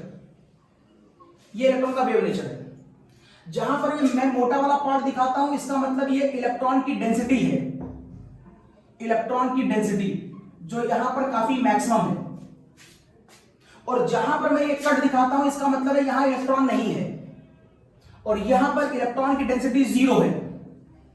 इसे कहते हैं नोड, नोड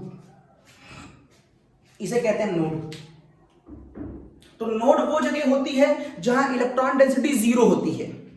एंटी नोड वो जगह होती है जहां इलेक्ट्रॉन डेंसिटी बहुत ज्यादा होती है। तो एक छोटी सी बात आपको वेव के अंदर बताई मैंने। अब नोड जो होते हैं वो 2 तरह के होते हैं। नोड या तो रेडियल होगा या फिर नोड एंगुलर होगा।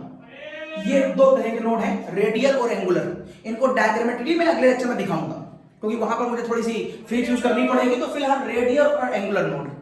अब रेडियल और एंगुलर नोड है तो दोनों नोड मींस दोनों ही जगह इलेक्ट्रॉन डेंसिटी 0 होगी। लेकिन फर्क क्या है दोनों के बीच में? रेडियल का मतलब है रेडियस। तो जब आपको न्यूक्लियस से सर्टेन दूरियों पर इलेक्ट्रॉन डेंसिटी 0 होती हुई दिखाई दे, सपोज करिए ये न्यूक्लियस है और आप ये कहना चाहते हैं कि इतनी दूरी पर यहां पर आने पर इलेक्ट्रॉन डेंसिटी किसी वजह से 0 है, तो ये कहलाएगा रेडियल नोड। अगर आप कहते हैं कि यहां पर इलेक्ट्रॉन डेंसिटी 0 है, क्योंकि आपको ये बात मालूम होगी कि इलेक्ट्रॉन हर जगह नहीं पाया जाता है, इलेक्ट्रॉन हर जगह नहीं पाया जाता है। हो सकता है इलेक्ट्रॉन इस शेल में हो और इस शेल में ना हो और फिर इस शेल में हो। मैंने आपसे कहा था इलेक्ट्रॉन हर जगह नहीं पाया जाता है। नील बोर ने कहा था आपसे जहां इलेक्ट्रॉन पाया जाता है उसको हम स्टेशनरी ऑर्बिट कहते हैं, और स्टेशनरी ऑर्बिट में इलेक्ट्रॉन घूमते समय स्टैंडिंग वेव शो करता है, और स्टैंडिंग वेव शो करते समय वो एनर्जी का लॉस नहीं करता। ये इसका लॉजिक था। तो आप ये मत सोचिएगा सर इन सब जगह तो इलेक्ट्रॉन होते हैं, आप 0 कैसे मान रहे हैं? तो मैंने कहा कहीं इलेक्ट्रॉन होता है और कहीं नहीं होता। तो जहां इलेक्ट्रॉन नहीं होगा उसको मैं कुछ दूरी पर मानूंगा, वो रेडियल नोड है। इसको डायग्रामेट्री में अगले लेक्चर में दिखाऊंगा भी आपको। तो फिलहाल आपने कहा यहां बन जाएगा रेडियल नोड। लेकिन अगर मैं इस पेन को यहां से पास करूं इस जगह से ऐसे, तो आप कहेंगे यहां पर इलेक्ट्रॉन डेंसिटी 0 है, जो न्यूक्लियस से कुछ दूरी पर है, तो इसका नाम है रेडियल नोड। लेकिन अगर कभी मैं अपने इस पेन को न्यूक्लियस से पास कर दूं और न्यूक्लियस से पास करने पर अगर इलेक्ट्रॉन डेंसिटी 0 आ जाए, कभी कभी ऐसा होगा, अगर न्यूक्लियस से पास करने पर इलेक्ट्रॉन डेंसिटी 0 आ जाए तो आप उसे बोलेंगे एंगुलर नोड। तो पहले आप वेव समझिए और वेव के अंदर नोड समझिए जहां इलेक्ट्रॉन डेंसिटी 0 होती है। अब ये दो तरह का है, रेडियल और एंगुलर। अगर न्यूक्लियस से सर्टेन दूरी पर आप ये पेन पास करते हैं और आपको लगता है कि यहां इलेक्ट्रॉन नहीं है, तो ये रेडियल नोड होगा। अगर आप न्यूक्लियस इस पेन को पास करते हैं और वहां इलेक्ट्रॉन नहीं है, तो ये एंगुलर नोड होगा। एक्चुअल में एंगुलर नोड ही एजीम्यूथल क्वांटम नंबर से रिप्रेजेंट किया जा सकता है। एजीम्यूथल क्वांटम नंबर ही एंगुलर क्वांटम नंबर से रिप्रेजेंट किया जाएगा। इसका मतलब है in those cases where electron density becomes 0 through nucleus, at that time it is known as azimuthal quantum number. At that time it is known as azimuthal quantum number. It is represented by azimuthal quantum number and known as angular node.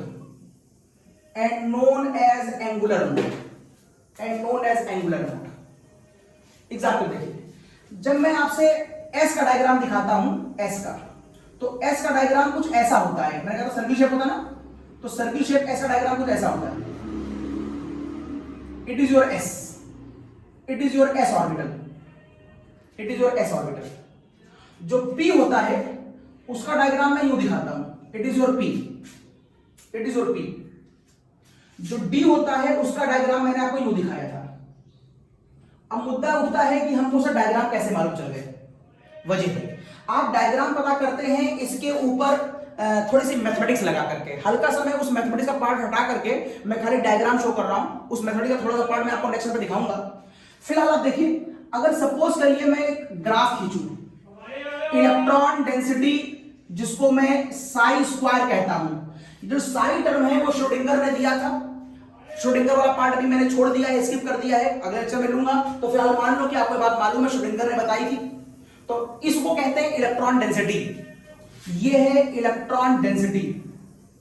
तो आप चाहें तो यहां पर electron density लिख दें या आप साई स्क्वायर लिख दें। बगल में आर भी लगा दे रहा हूं। ये मैंने आर क्यों लगाया बताऊंगा मैं आपको, नेक्स्ट लेक्चर में बताऊंगा। तो फिलहाल आपकी बुक में यहां पर साई स्क्वायर और आर लिखा है, क्यों लिखा है मैं बताऊंगा आपको। और इस तरफ की ओर जब मैं बढ़ रहा हूं तो ये है रेडियस और ये है रेडियस। अगर मैं साई स्क्वायर और रेडियस के बीच ग्राफ खींचूं, वो भी किसके लिए? 1s के लिए, इलेक्ट्रॉनिक कॉन्फ़िगरेशन में 1s के लिए। तो मैं देखता हूं कि उसका ग्राफ कुछ इस तरीके का आता है। What do you mean? इसका मीन ये है कि इसका सेंटर ये है, जहां पर रेडियस सबसे कम होगा वहां सेंटर होगा न्यूक्लियस। रेडियस बढ़ रहा है, सबसे कम है न्यूक्लियस।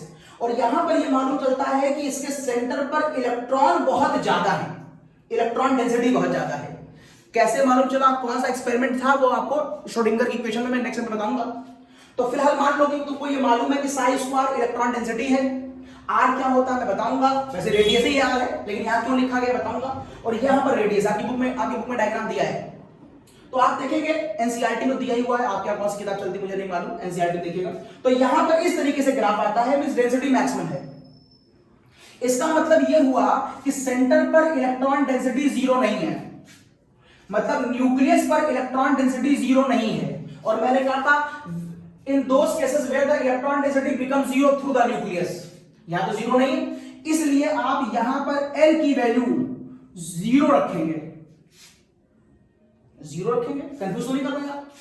इलेक्ट्रॉन डेंसिटी अगर यहां जीरो होती तो मैं कहता कि यहां का एंगुलर नोड 1 है, अगर एक बार एक एक्सेस से डेंसिटी जीरो होगी तो मैं कहूंगा एंगुलर नोड 1 है। अगर दो बार इलेक्ट्रॉन डेंसिटी जीरो होगी दो अलग अलग एक्सेस से तो मैं कहूंगा इलेक्ट्रॉन डेंसिटी के रिस्पेक्ट में L की वैल्यू 2 है। अगर तीन बार डेंसिटी जीरो होगी तो मैं कहूंगा L की वैल्यू 3 है। और अगर एक बार भी इलेक्ट्रॉन डेंसिटी जीरो नहीं होगी, एक बार भी नहीं होगी, तो मैं कहूंगा जीरो है। तुम्हारे पास 1 रुपए है, तुम्हारे पास 2 रुपए है, तुम्हारे पास 3 रुपए है, तुम्हारे पास कोई पैसे नहीं है, तुम्हारे पास जीरो पैसे हैं। तो अगर यहां इलेक्ट्रॉन डेंसिटी एक बार भी जीरो नहीं हुई, क्योंकि इलेक्ट्रॉन डेंसिटी बहुत ज्यादा है यहां, अगर इलेक्ट्रॉन डेंसिटी यहां एक बार भी जीरो नहीं हुई तो मैं कहूंगा इलेक्ट्रॉन डेंसिटी अगर एक बार भी जीरो नहीं है तो L की वैल्यू जीरो होगी।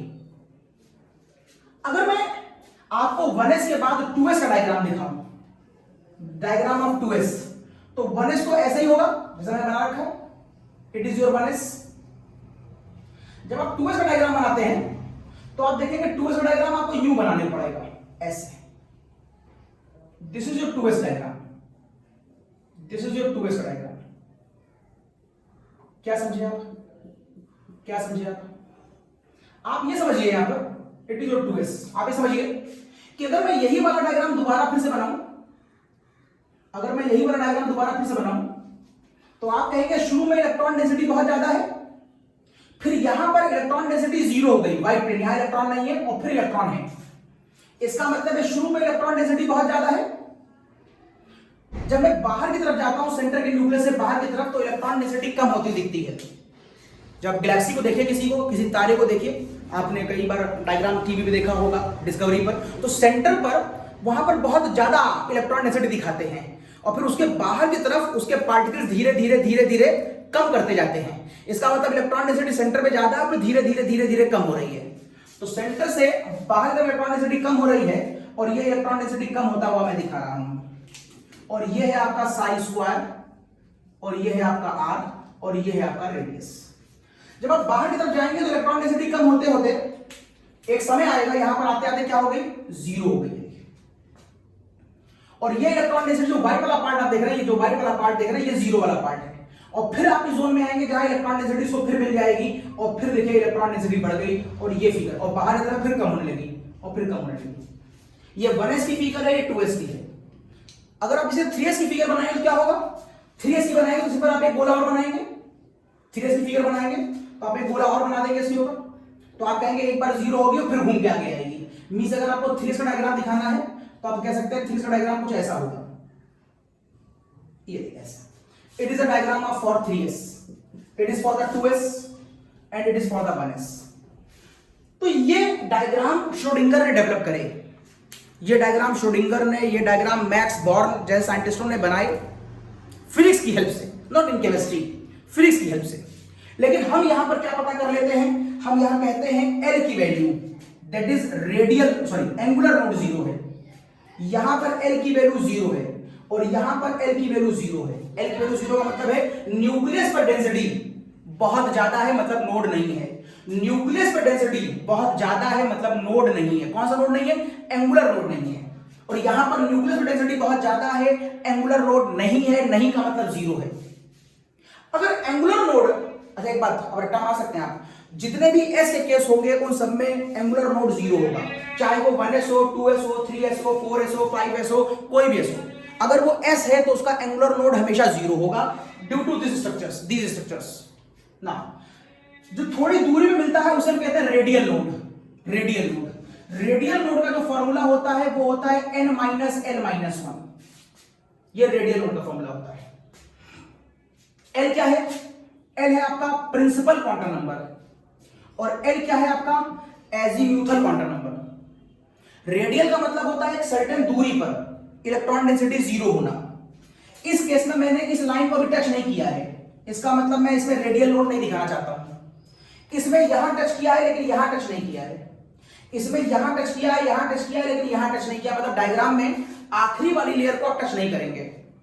ऐसा नहीं है कि आखिरी वाले को मिला के छोड़ देंगे, ऐसा नहीं करेंगे। तो यहां पर आप ध्यान रखेंगे हर डायग्राम में आखिरी को छोड़ दिया गया।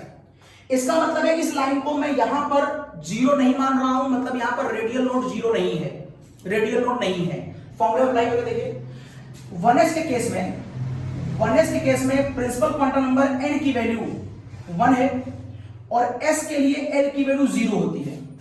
जरा इस फॉर्मूला को देखिए तो आप कहेंगे यहां पर हो जाएगा 1 माइनस l की वैल्यू 0 और फिर -1, तो -1 कैंसिल।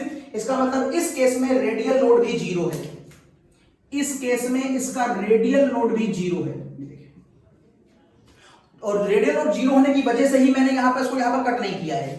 यहां चेक करिएगा इसका रेडियल नोड 1 आ जाएगा। चेक करिए n की वैल्यू, मैं केस बना रहा हूं 2s का, n की वैल्यू 2s में 2 होगी, l की वैल्यू s के लिए 0 होगी और फॉर्मूले का -1, तो 2 में से 1 जाएगा तो 1 बचेगा। इसका मतलब यहां पर रेडियल नोड, यहां मैं दिखा रहा हूं, इसका मतलब यहां पर ये जो रेडियल नोड है ये यहां पर 1 बार है। आप इसे यहां पर निकालेंगे तो आपको यहां पर रेडियल नोड जो है वो 2 निकलेंगे। तो यहां पर रेडियल नोड भी निकल आया और एंगुलर नोड भी निकल आया और आपके फिलहाल इंपॉर्टेंट एंगुलर नोड है। तो मैं आपको यहां पे ये समझा ले गया कि बुक में आपके यहां हर जगह s के लिए l की वैल्यू 0 क्यों लिखी हुई है। इवन तो आपकी बुक में ये नहीं बताया गया कि क्यों लिखी हुई है, आपसे कहा जाता है याद कर लीजिए, लेकिन कॉन्सेप्ट आपके पास होना चाहिए। तो 0 क्यों होती है बता दिया। अगर वो आपसे पूछ ले कि दोनों नोड बताइए, रेडियल बताइए और एंगुलर बताइए, तो दोनों फॉर्मूले आपके पास है, आप बता सकते हैं उसको। ओके, अच्छा टोटल नोड क्या होंगे? अगर मैं आपसे पूछूं बताओ इसके टोटल नोड क्या होंगे, तो टोटल नोड का फॉर्मूला होगा radial node plus angular node. ये टोटल नोड हुए तो प्लस एल और माइनस एल कैंसिल हो गया, ये आपके टोटल नोड होंगे। This is the formula for the total node. तो 1s यहां पर 1 रखो, 1 से 1 गया तो यहां पर टोटल नोड कितने हैं? 0 है। यहां पर कोई नोड नहीं, ना रेडियल नोड है ना एंगुलर नोड है। 2s में यहां रखो 2 में से 1 गया तो यहां पर 1 नोड है। वो कौन सा नोड है? वो रेडियल नोड है। तो इस तरीके से आप पता कर सकते हैं टोटल नोड कितने हैं। अच्छा पीक पता कर सकते हैं, पीक जैसे अभी आप नीचे का पता कर रहे थे वैसे पता करिए पीक कितने हैं। पीक का मतलब है अपर वैल्यू। अपर वैल्यू यहां पर शायद 1 बार आएगी, यहां पर शायद 2 बार आएगी, यहां पर शायद 3 बार आएगी। और पीक का फॉर्मूला होता है n minus L. This is the formula for the peak. जरा यहां बताइए इसमें पीक कितने? 7 डायग्राम में दिखाई दे रहा 1 है, लेकिन अगर मैं आपसे पूछूं 5D में बताओ तो कहां तक डायग्राम बनाते रहेंगे? फिलहाल आप देख लें, यहां पर पीक 1 दिख रहा है, डायग्राम बनाइए। 1s, ये 1s का केस है तो 1s में यहां पर 1 रखिए, यहां पर 0 रखिए। s के लिए l की वैल्यू 0 होती है, 1 में 0 जाएगा, 1 पीक आएगा। 2s 2 0 2 पीक आएंगे, 1 पीक ये है और 1 पीक ये है। 3s 3 0 3 पीक आएंगे, 1 पीक 2 पीक 3 पीक। तो इस तरीके से आप आपके अपने कॉम्पिटिशन लेवल के ये वाले क्वेश्चन भी लगा लेंगे। अच्छा अब आते हैं